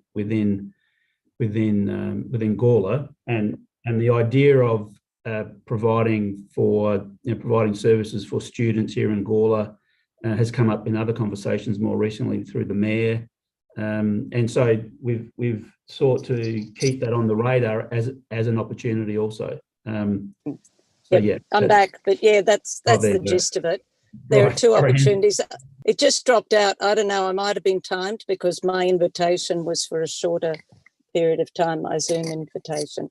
But yeah, there are two options or none. I just put them forward as opportunities to either have a room available to students that we could connect because they found being in the multi-person hub just wasn't conducive to their studies, or look, either way, we could throw a hat in the ring and apply for funding for a separate hub in Gawler and to be based at the Civic Centre if Town of Gawler was willing, because we need to have, all players supporting the application if that goes forward. If we didn't get that, we could look at Plan B. You might have another purpose or opportunity for the downstairs rooms, but I was just putting those forward as opportunities that we might be able to facilitate through current activities in our relationship with the federal government. Sure. And in terms of, I guess, what funding would entail, what funding is needed for a hub? Like, what are because just a meeting room on its own is not a student learning hub, No. So what will make it into a student learning hub that requires funding? Yeah, and it might be use of a couple of rooms together or a slightly larger space. Usually requires a person there to help people and help them be accountable, because students can study anywhere. And what we find is the students coming into the Barossa Centre is that they're accountable there because they're with other students, and there is a supervisor of the hub who manages the space, makes sure that any equipment we've got there. So the funding for the Barossa hub bought a couple of computers for student use, some audio visual equipment that they can participate in video conferences with the university, to participate in tutorials and things like that. So there's a bit of equipment. The main expense is a person. So if we're applying for the funding, it would be on the basis that some rental was payable to the civic centre, to Town of Gawler, for the space that was used, and that there be a resource to support students. It's one of the things, it's hard to gauge what take up you get. For the Barossa hub, we pitched it at KPIs of 50 students a year, 50 registered students a year. We're now up to 250 registered students, about 60 of which are regular users, and probably only about, between 10 and 20 in there at any given time. The students at Barossa campus have 24-hour access, which means it's spread over a lot of space, but that's only registered students who supply all their details and university and all that kind of thing. So they're a mixture of casual users who can just come in during the day and registered students that get a little more help and support with the progress of their studies. I think in these days of remote working and working from home, and a lot of universities have parallel curriculum which are online. Students are inclined to take lectures online, but they quickly fall away in their studies if they don't have that sort of peer support and accountability and general reassurance as they go through their studies. May not be such an issue for Gawler, with the one day the train line to be operative again and connected to universities, but we have found it's a big support for keeping people in learning and helping them finish and be successful in their education. So it was just trying to find different ways to help that stick for Gawler. We tried at the beginning with one way, it didn't quite work, and this is a conversation about whether there are other ways. But as I said, I've got no, I'm not really asking for something, I'm really offering it. So yeah, I understand if council has different priorities, and this isn't one for the moment. We can always revisit it at a later date. That's fine. Great. We have a few people with their hands up. Councillor Kosh, did you have a question? Yeah, I've got a couple of just some comments. Thanks, Anne, for the explanation. A funny thing, years ago, I was actually a tutor for university students living in a remote area. So I know exactly the support I've got a really good understanding of what the support that students who are studying remotely need. And that was the only way, by having that tutor support locally, that we actually got students through the course. So it's a really important element in the students' study life, that accountability and that support. So I'd be very, very interested to see the model you're looking at, but from my experience, it does work if you've got the resources in place.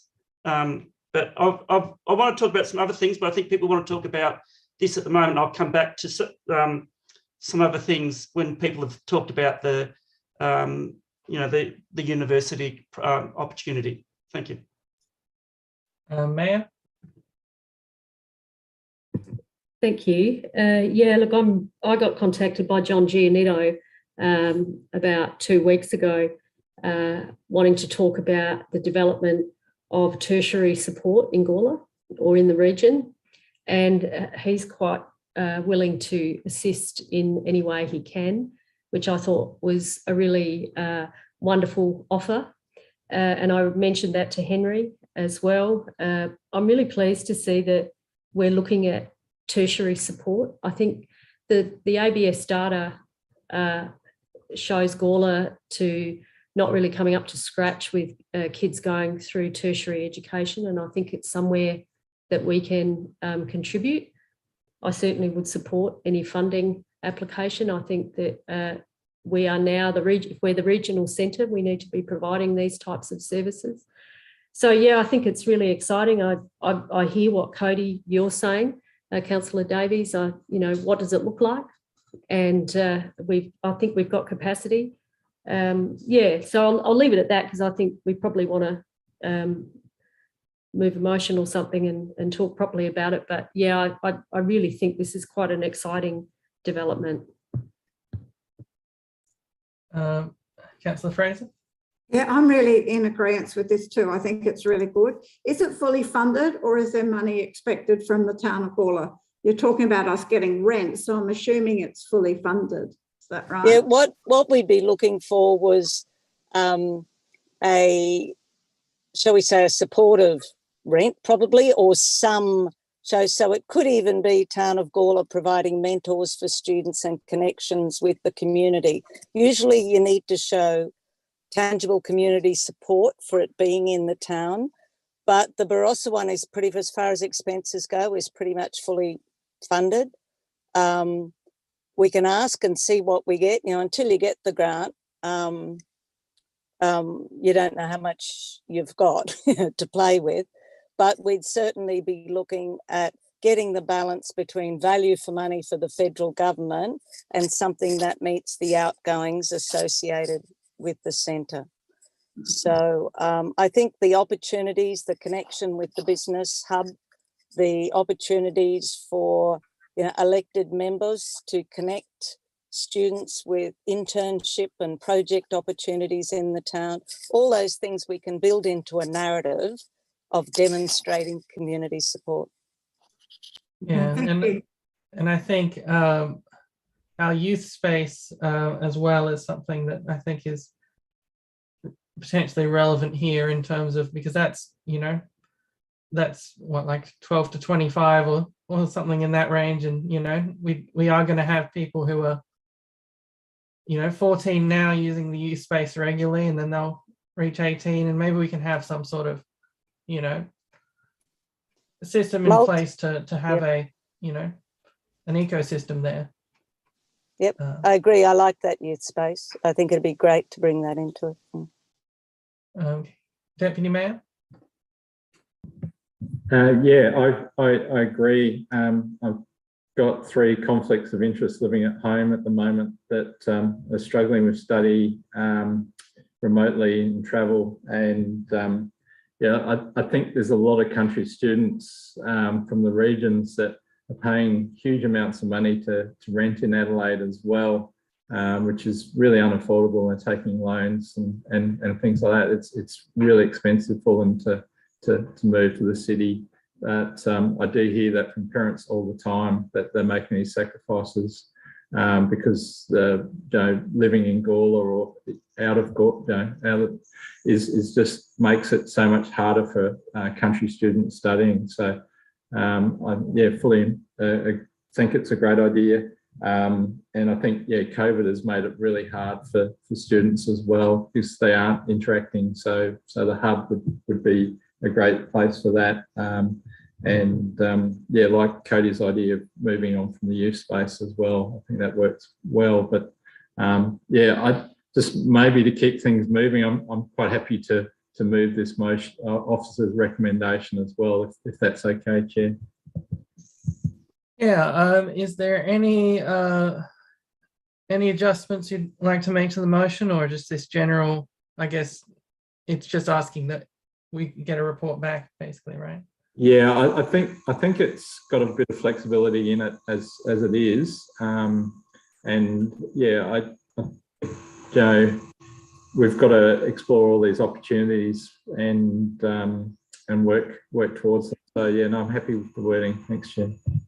If I may, just through the chair, if I'm going to apply for this, I have to get my skates on, because they don't give you a long time. But I will work with administration and elected members as I need to put this together, and we can maybe circulate what the proposal looks like. Yeah. Just to make sure we get the application in within time for the grant. I just wanted to alert you to that I'm not going off in a frolic of my own, but I do need to do something about it if we're going to get an application. Well, that's why I was curious whether we needed, for example, a point for expressing interest in a grant opportunities for a student learning hub or anything like that, or if there's anything you needed in particular aside from a verbal. No, I think a general consensus that there's community support at a town of Gawler level for me to lodge the application. Look, if we get the money and you to consider it serious, we get an offer of a grant and consider it seriously, that's the point you'll need a resolution to enter into a funding agreement with the Commonwealth, or maybe not, because if it's RDA doing it, maybe not, or town of Gawler could run it, I suppose. But if RDA was running it, we need a resolution of our board to enter into it. But I would certainly bring it back to Gawler to make sure we had all the elements in place before signing off on it. Mayor? Yeah, look, I agree with you, Cody Davies. I think there should be a point 4 that we support in principle RDA, you know, applying for any grant opportunities in regard to, you know, university student learning hubs. I don't know. I mean, look, you know. Yeah, I'm happy to add it if it's. I mean, you can put in principle at this stage because, you know, we do need a little bit more information. I agree, but I think that there's plenty of university student learning hubs around. We've all seen them. We just need to drive up to the Barossa and see that Barossa hub. They're very well utilised. I'm happy to second it too, or unless somebody else wants to second it. Well, if we have a mover and a seconder, I'll give them a chance to speak to it. Well, applying for any grant opportunities that may arise in regard to university student learning hubs, relevant to university student learning hubs. How about that? If we're happy with that? You happy with that? If the mover is happy with the point 4? Yes, no, I think that's really good. Great. And do you wish to speak to the motion? I think I already have, really. All right, that's all good. And Mayor, did you? I'll just briefly, I think point 4 is relevant to our discussion tonight. I think that university student learning hubs in Gawler, just being quite specific there. I think we need to add in Gawler on point 4 so that it's relevant rather than just general. Yeah. So we're quite specific. I think that this will be good to get this report back. It gives us a broad understanding, hopefully, of the capacity of those rooms and what they can be utilised for. Certainly, I'm very excited about the University Student Learning Hub idea. I think that's got a lot of merit, and based on conversations with people like John Giannitto, you know, there are people who are willing to help in quite a meaningful way. So, yes, I think that's quite an exciting development. Thank you. David Barron, did you have a technical point about the motion? Yes, through the chair, just wanted to clarify the motion at the moment presents a category G, other. That was for discussion tonight if any other options that the committee wanted to seek information on. We can't really bring back a report on costs for other. So if there aren't any others, we can remove that.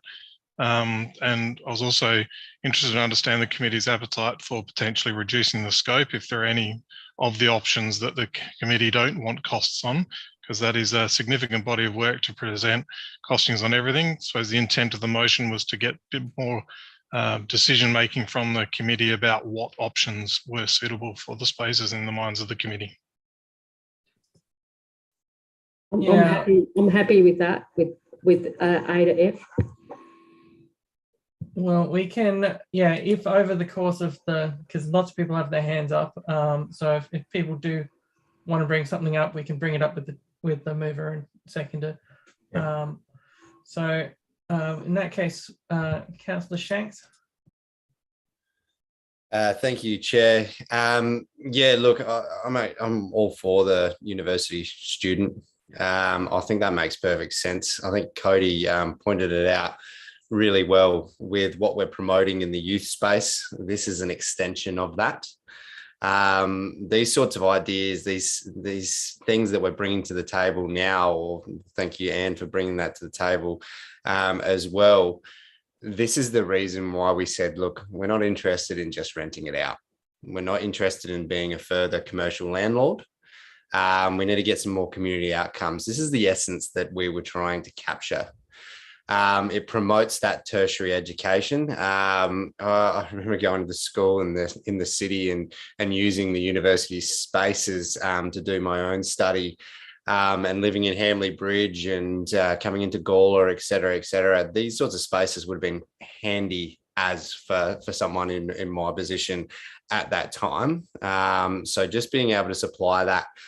I've been sitting here rattling off names from the Youth Advisory Committee membership that I just know would thrive in spaces like this.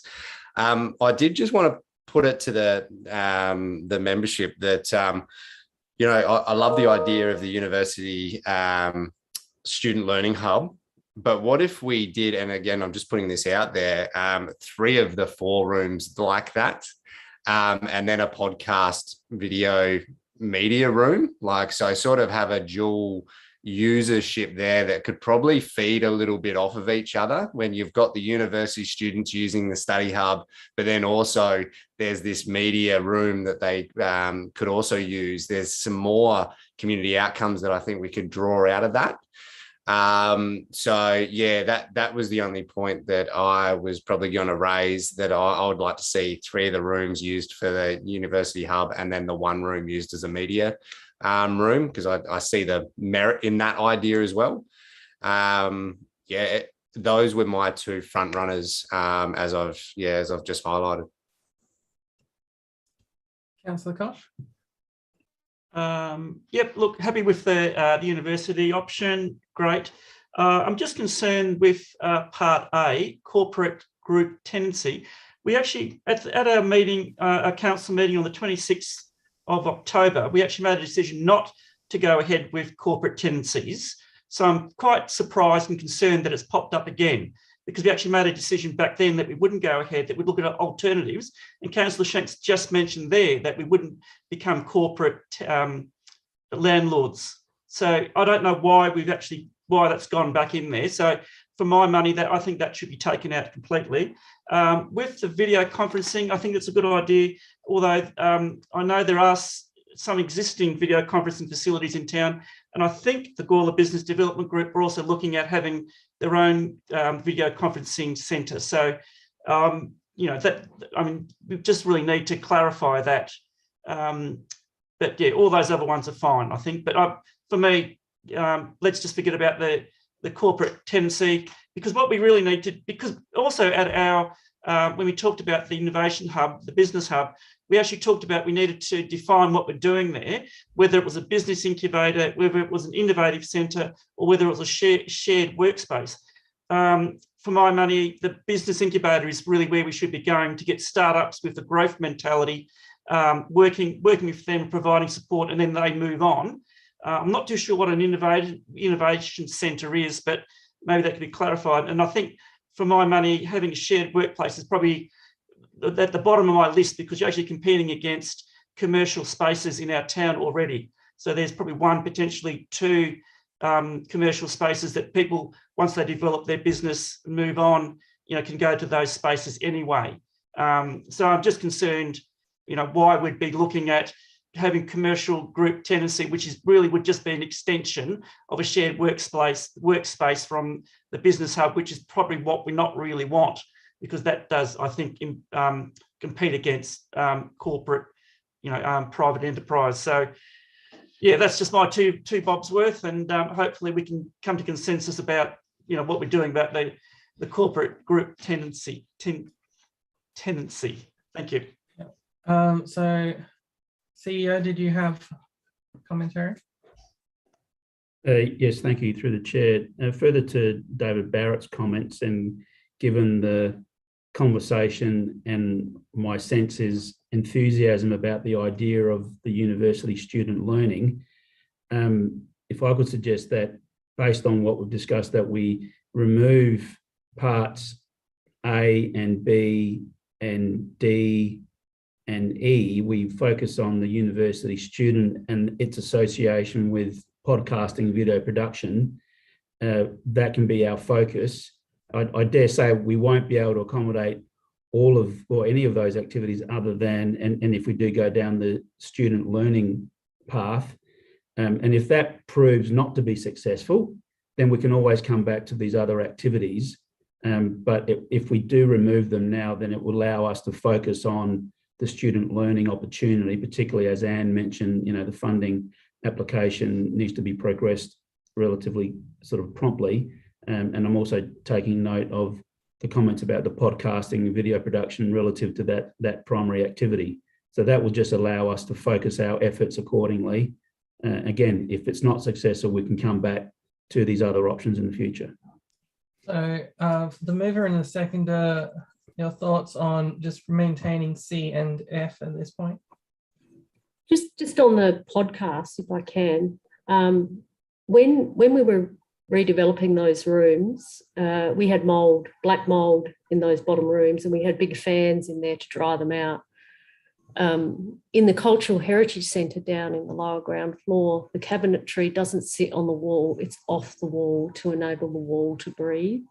So I know people want podcasting and I think it's a wonderful idea, but in those stone walls, there's going to be a problem putting acoustics straight on those walls because they won't breathe and it'll end up being mouldy. So that's the history of those rooms, and I need to tell that to people because those fans were in there for a number of weeks drying those walls out.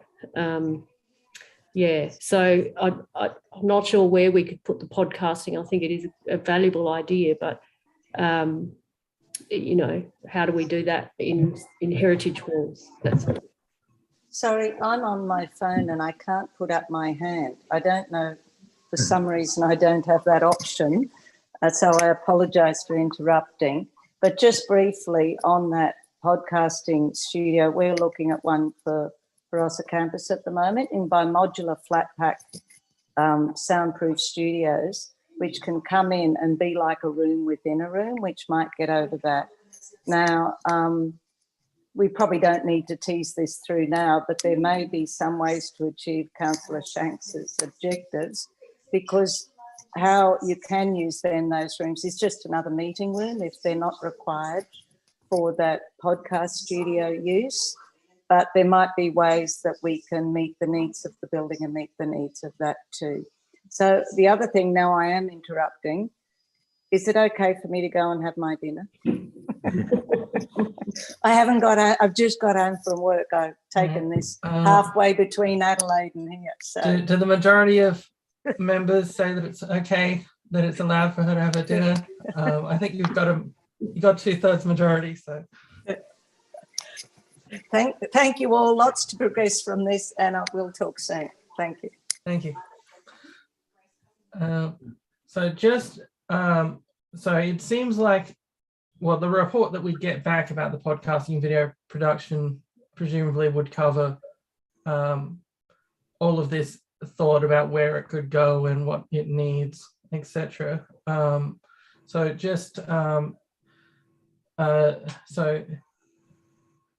just make those A and B instead of C and F. And I think that's the suggested motion. Are the mover and seconder happy with this as their motion?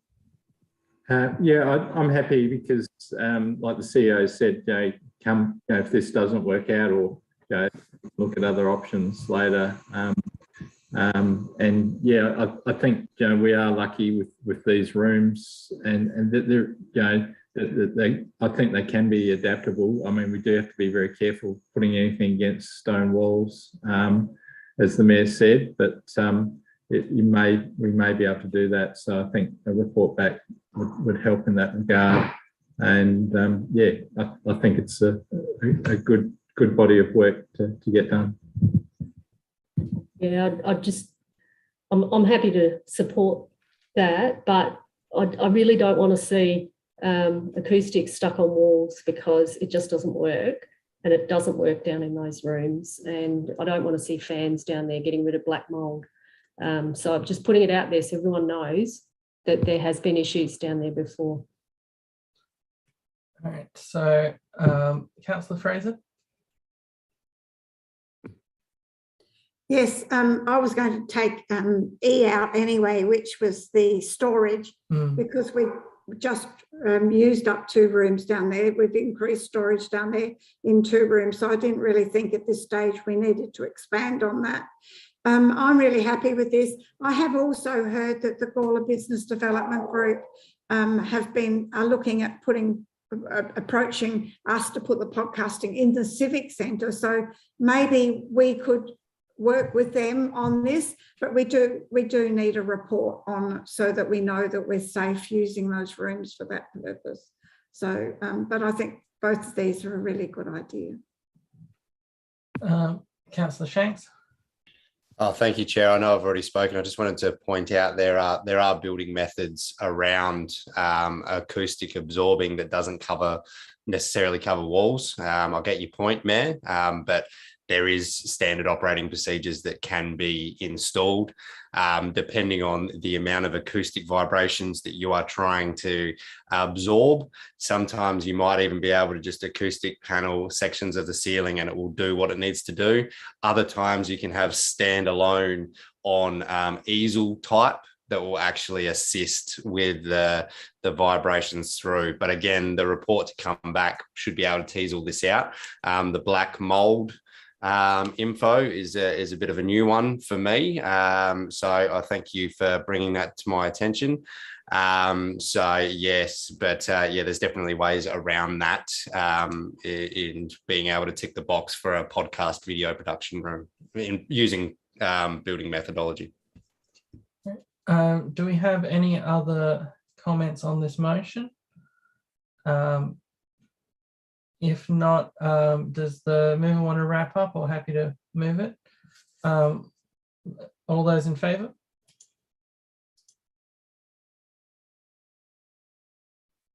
The motion is carried. And we will move on to 7.4 Gawler Activation Budget 2022-23. Councillor Kosh, were you waving because you wanted to say something? Or? Yes. I've got a declaration to make. Yes. Okay. Due to my public advocacy around the potential artisan market in Gawler, which may utilise Walker Place, I'm declaring a perceived conflict of interest and will be leaving the meeting. Just put me into the guest room. Okay, thanks. Thank you. All right, so we just are looking now for a mover, Mayor. I don't want to move it. I want to, if I can ask a question, is that all right? Yeah. Christmas carols have gone up by 5,000. Why is that? And Gawler Show's gone up by 9,000. In fact, everything's gone up, except Play in the Park, which has gone down. So there's been a significant increase. Australia Day, is that? Yeah, I just, yeah. Chia?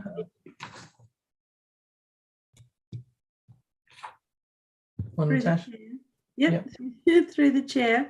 There have been increases in costs for community groups to deliver events. Specifically, the Gawler Show amount is reflective of some increase in hire of the Gawler Sport and Community Centre and Princess Park. That's the main reason for that increase. Sorry, Mayor, was that Christmas carols?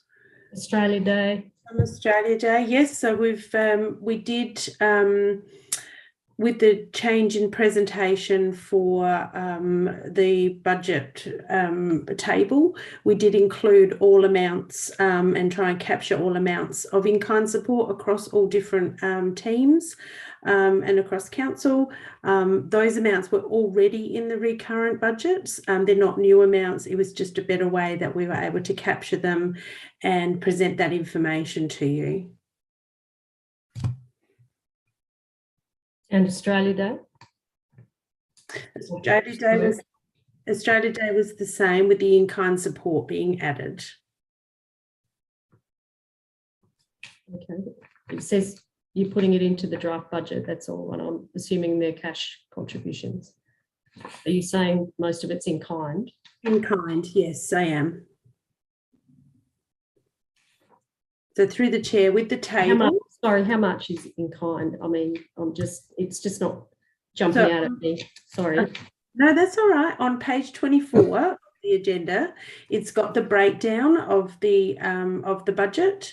So we have tried, and Paul Boyd and his team have helped to really make it clear between the splitting of the cash sponsorship, the other costs that we do directly pay out for materials and contractors, and then a column for the in-kind support. But that's staff costs, which is a cash amount, really, isn't it? It's not in kind. We pay staff, correct? They are already included in the recurrent budgets.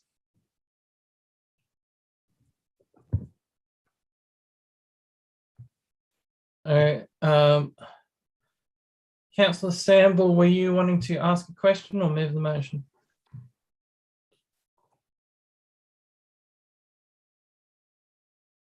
Sorry, you're muted. We can't hear you. Did I know that? Yeah, I just can't believe this, what I'm reading here, and I'm so glad that Mayor Karen has picked it up too. I'm just wondering, as one of the founders of the Australia Day breakfast many years ago, and that sort of stuff, $8,200 this year, and it's another $5,200. What are we going to get for the Australia Day breakfast? Man, oh man, it will have to be the biggest banquet, crayfish, prawns, caviar, you name it. It's rubbish. When are we going to pull up and say we're in hard times? Like Christmas carols. How can you have an increase? It's a fantastic event. But I bet even Mayor Karen is saying at the moment, an increase of 5,584? Come on. And when you look at the next page over, as was just said, and you see some of those costs there, I never knew we had such professional people that have to charge so much money to do this sort of work. And when I attend events and I see all the staff there and the security guards and all that sort of stuff, I'm really, really sorry. I might be an old fart, but I'm telling you, when are we going to pull up? Because this sort of spending has got to stop. Now, I don't know whether I'm the only one that can see it, because I haven't heard much from other people, but truly,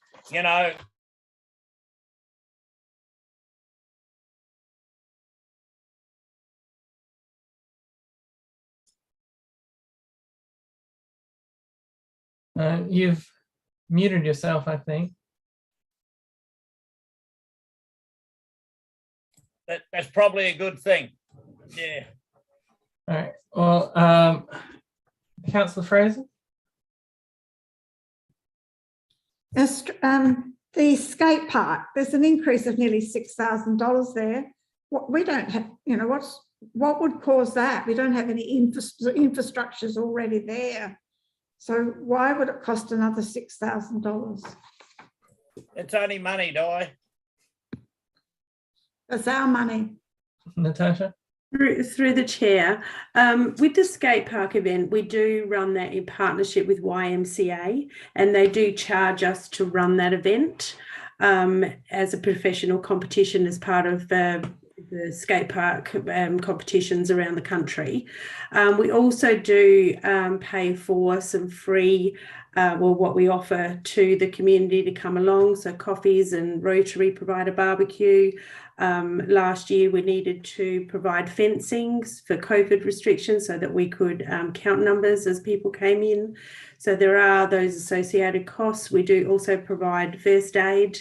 So we need to pay for a first aid team in case there's any injuries. So all of those costs are under the other costs, materials, and then we've got some in-kind council support captured that wasn't captured last year when this was presented. But we were paying that last year when we did it.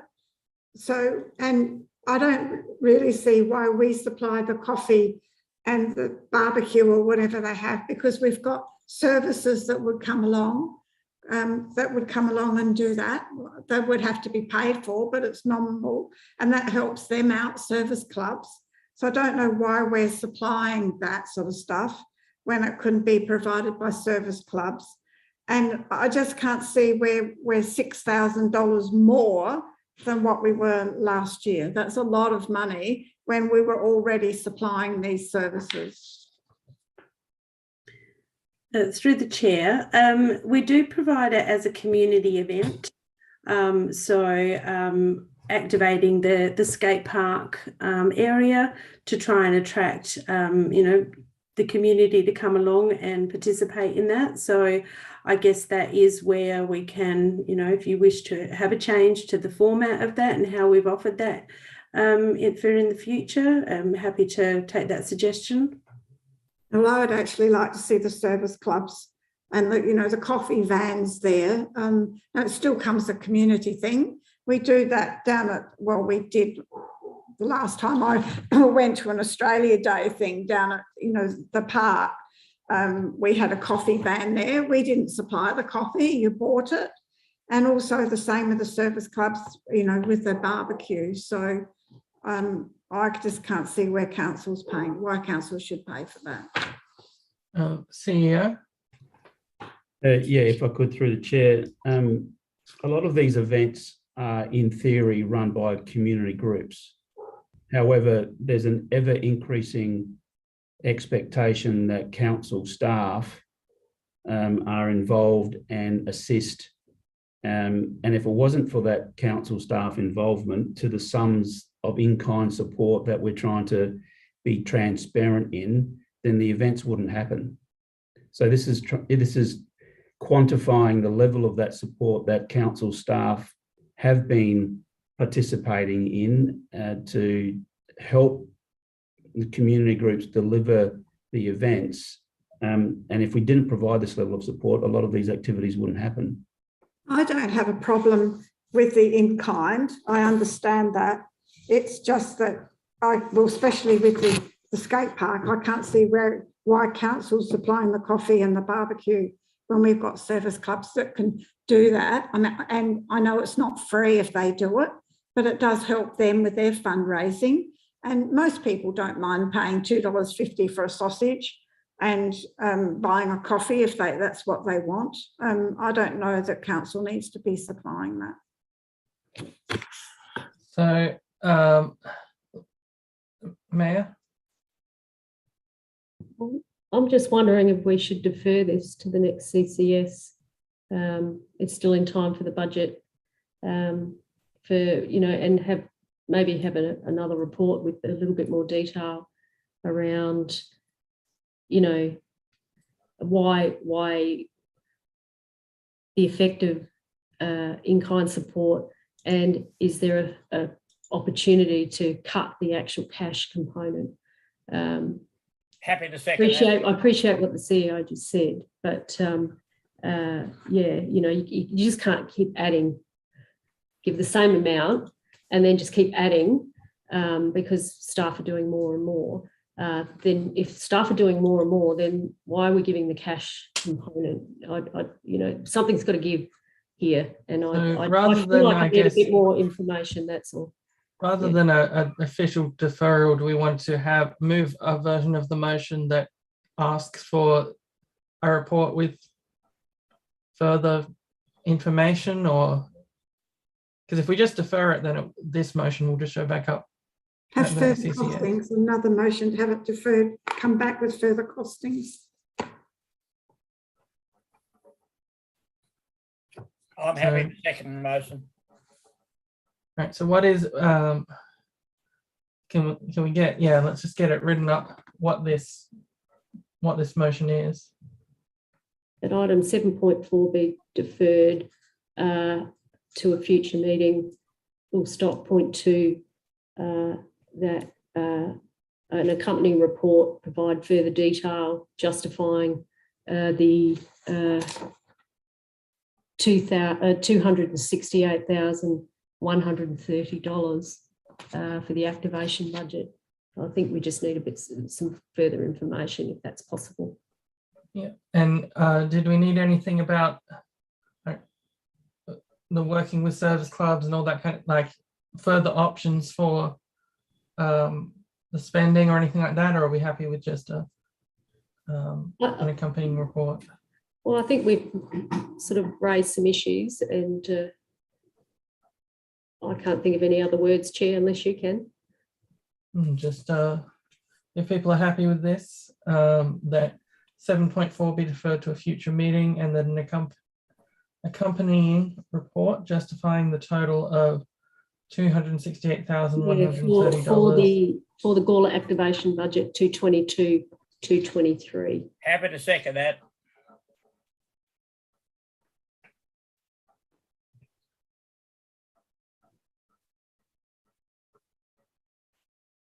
Okay, and seconded by Councillor Sample. And I think this is, since it's a deferral, I think it doesn't have a discussion as I understand it. So no, it's not adjournment, so it can have debate, I think. Okay. What did you wish to speak to it? Just briefly, we've had lots of discussion on various things. I think based on the discussion and some queries raised by members tonight, I think it's appropriate to defer and get some further information and bring it back to the next CCS, which is in May, before we finalise any budgets, and hopefully we can go forward and support the activation budget. I'd certainly like to look at, as you raised, Chair, and others have raised, about the involvement of community groups. I hear what the CEO is saying, that council staff are doing more and more, and we need to make that really transparent. But if that's the case, then is there capacity to reduce the cash amount or not? That needs to be clarified, I think, and that's the sort of thing that I'd like to see in another report, so that we can make an informed decision. I don't feel that I'm making an informed decision tonight. I feel I need some more information. Thank you. As the seconder, yes, I agree with what Mayor Karen has said, but we've got to look at, I mean, $6,900 increase for a 3.5-hour show, Anzac Day. Come on, are we going to get real? Please support what Mayor Karen has put forward. That's just a ridiculous amount for a 3.5-hour show. Yeah, yeah, I think you were. I'm not sure if you're referring to Australia Day or Anzac Day, but you know, we'll. All right. No, I said Anzac Day. Anzac Day. Okay. Councillor Hughes. Yeah, yeah, I'm happy to. I think in kind of staff probably doesn't need too much explanation. I think that's really good that that staff side of things is reported. It's really the other cost, materials and contractors, and a bit of a breakdown there, which I think Councillor Fraser was saying there could be some other alternatives to deliver some of that. You know, the cash sponsorship, it'd be really nice. I know we do get reports from most of the community groups, especially the Carols. But yes, as Councillor Samble said, we have to sort of watch the costs. So I think more information, especially in those materials contractors, it's $112,000. But yeah, I'm fairly comfortable with the staff side of things, but it's the other side and the cash as well. Thank you. Councillor Goldstone. Yeah, look, I don't have a problem with the recommendation. I'll vote for it, but I think the confusion is the presentation of part of the report, because all it's simply saying is that these figures now accurately capture the in-kind costs, because so that it gives you a more accurate figure. But yeah, I'm happy to support the recommendation. I don't think it's as bad as what some people are thinking. Well, yeah, so I think staff may be making a point with their method of presentation. Do we have any other speakers? If not, Mayor, are you happy to? Yep. All those in favour?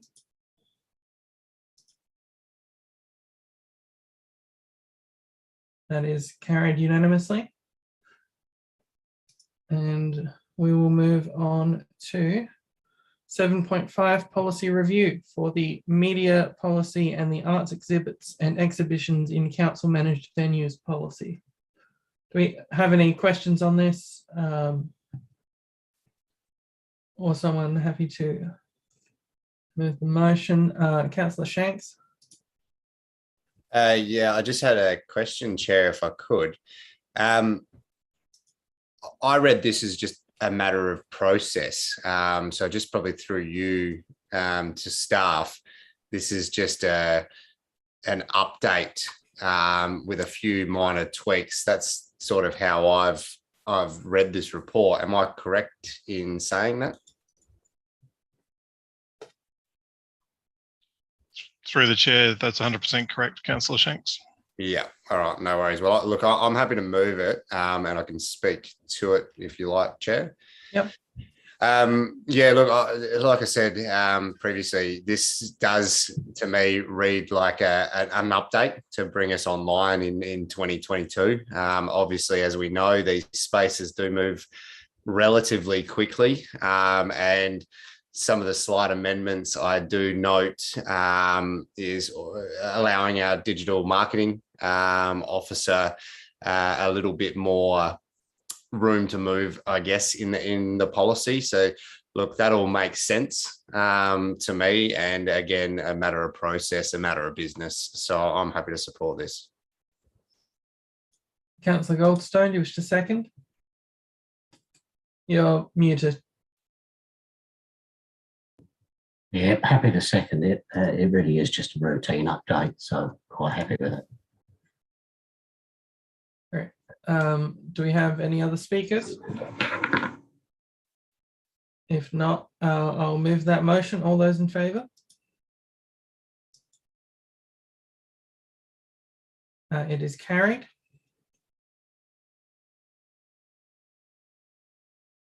Information reports. We have 8.1 Economic Development Strategy and Tourism Plan update. And we have, oh no, it's just that. Okay, so we don't need to worry about bulk moving or anything. So do we have a questions or a mover on this Economic Development Strategy and Tourism Plan?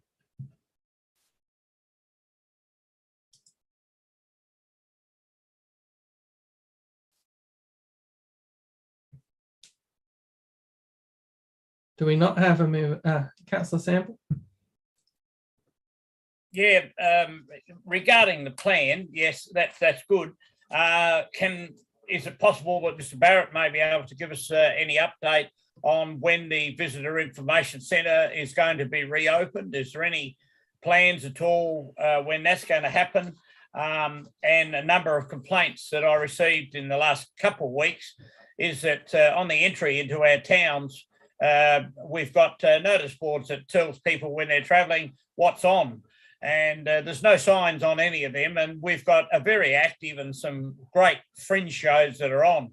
I was just wondering why there was no fringe shows put on, but I noticed the COVID signs are going back up in the street. So a fair few dollars being spent again there, but that's a community thing. But I just wondered, Mr. Barrett, if there's any chance of any update of when the Visitor Information Centre will be operating, or the Gawler Art and Tourism Precinct, the new name.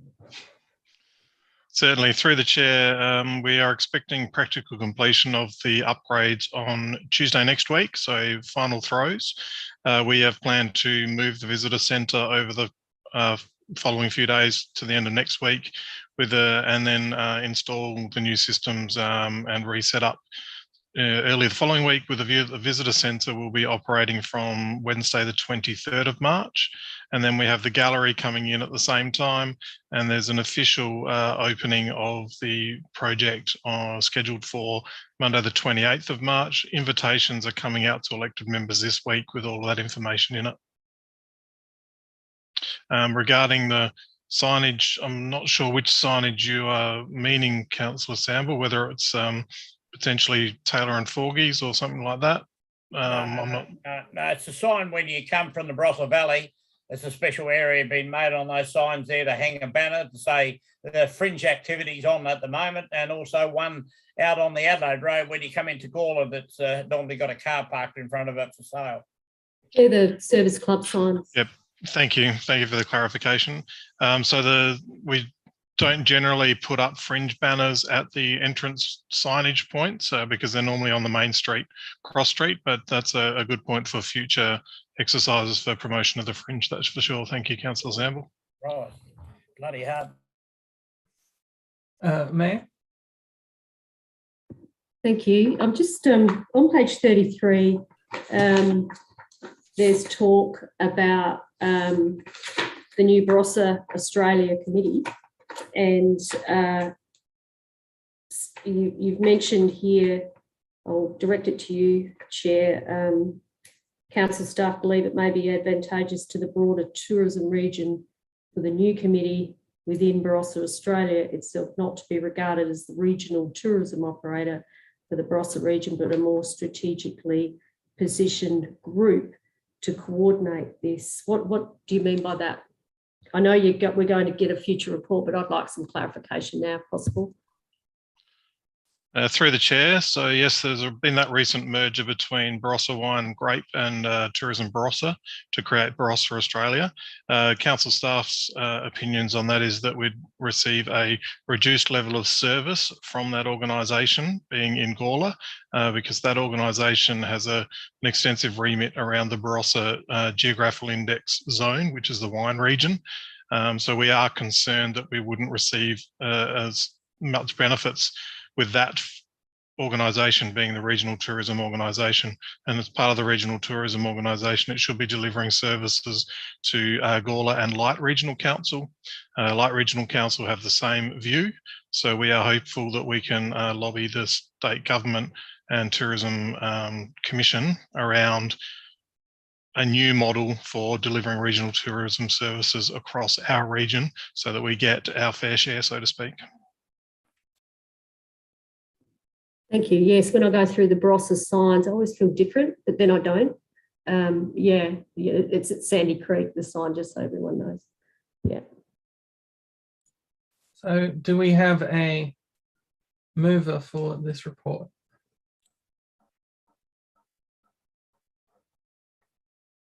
Mayor? I'm happy to move it. Great. Do you wish to speak to it? Look, I think these are important plans. Thank you to staff for bringing the report to our attention. I particularly like the advocacy around a more regional approach to tourism rather than Barossa-centric. I think that Gawler has a lot to offer from a tourism point of view, but also economic development point of view. We are the regional centre. There's so much here that we can promote. I think it is worthy. And I think these plans are starting to get traction. So, yeah, I ask everyone to support the motion. Thank you. Councillor Samble? Yes, I'm happy to second the motion. If I may ask one other quick question, is there any future thoughts about RV friendly? RV friendly is becoming very, very big all over South Australia. I just wondered, Mr. Barrett, if you had any comments. We've got signs that says we're RV friendly, but then when they get to the point of stopping there, it's only 2 hours. So they've got to say, well, quick, have a sleep, and then we've got to go. Is there any comments about RV friendly? So through the chair, I'm drawing on what I believe was the case that occurred through this process, and that is the fact that council resolved not to be an RV friendly town, but would be welcoming of recreational vehicles into the community. So if we wanted to progress down the path of being RV friendly, which is, from my understanding, a product out of the Caravan and Camping Association National, then we would have to seek rescission motions in that space, which I think we've had one a chance at, and it was lost at the time as well. So a bit of history on that. Oh, well, we better take the signs down tomorrow. We'll have to get the CEO to organise them, because you don't have signs up, and that's what people are saying to me. Anyway, thank you, Mr. Barrett. All right, so do we have any speakers on this motion?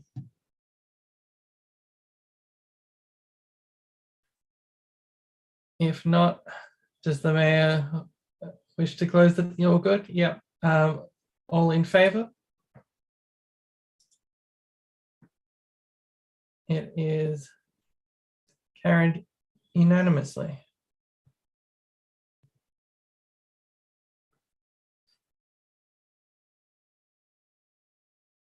That brings us to item 9, items listed for discussion. If anyone has anything, otherwise we move on to questions without notice. Do we have any questions without notice? Motions without notice?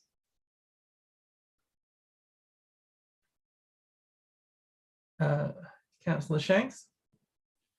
Sorry, just a question without notice through you, Chair. We've got the second mural starting tomorrow on the Finnish Street car park. And as we know, we had the previous one done on the entrance. Are we able to nominate these artists, I mean, obviously in the future, for any sort of awards? Is there any opportunity to put them forward on I know the Kapunda mural, for example, was pretty highly regarded award wise. So I just wondered, is our radar out there for that? Is that our remit?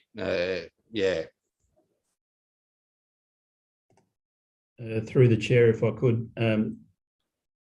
it's not come up in conversations that I've had with staff, Councillor Shanks, but I'm happy to follow that up with staff about once the murals are completed, that we would seek whether there are nominations for awards in relevant categories. So happy to take that on board and see what opportunities there might be for that recognition.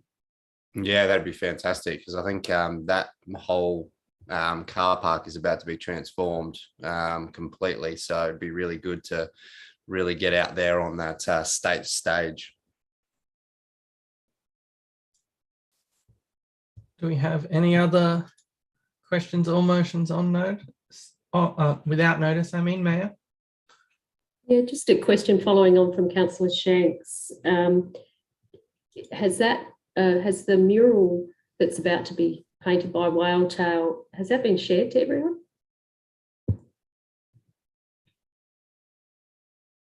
Through the chair, I might ask Chair or Natasha if that information has been forwarded to all elected members.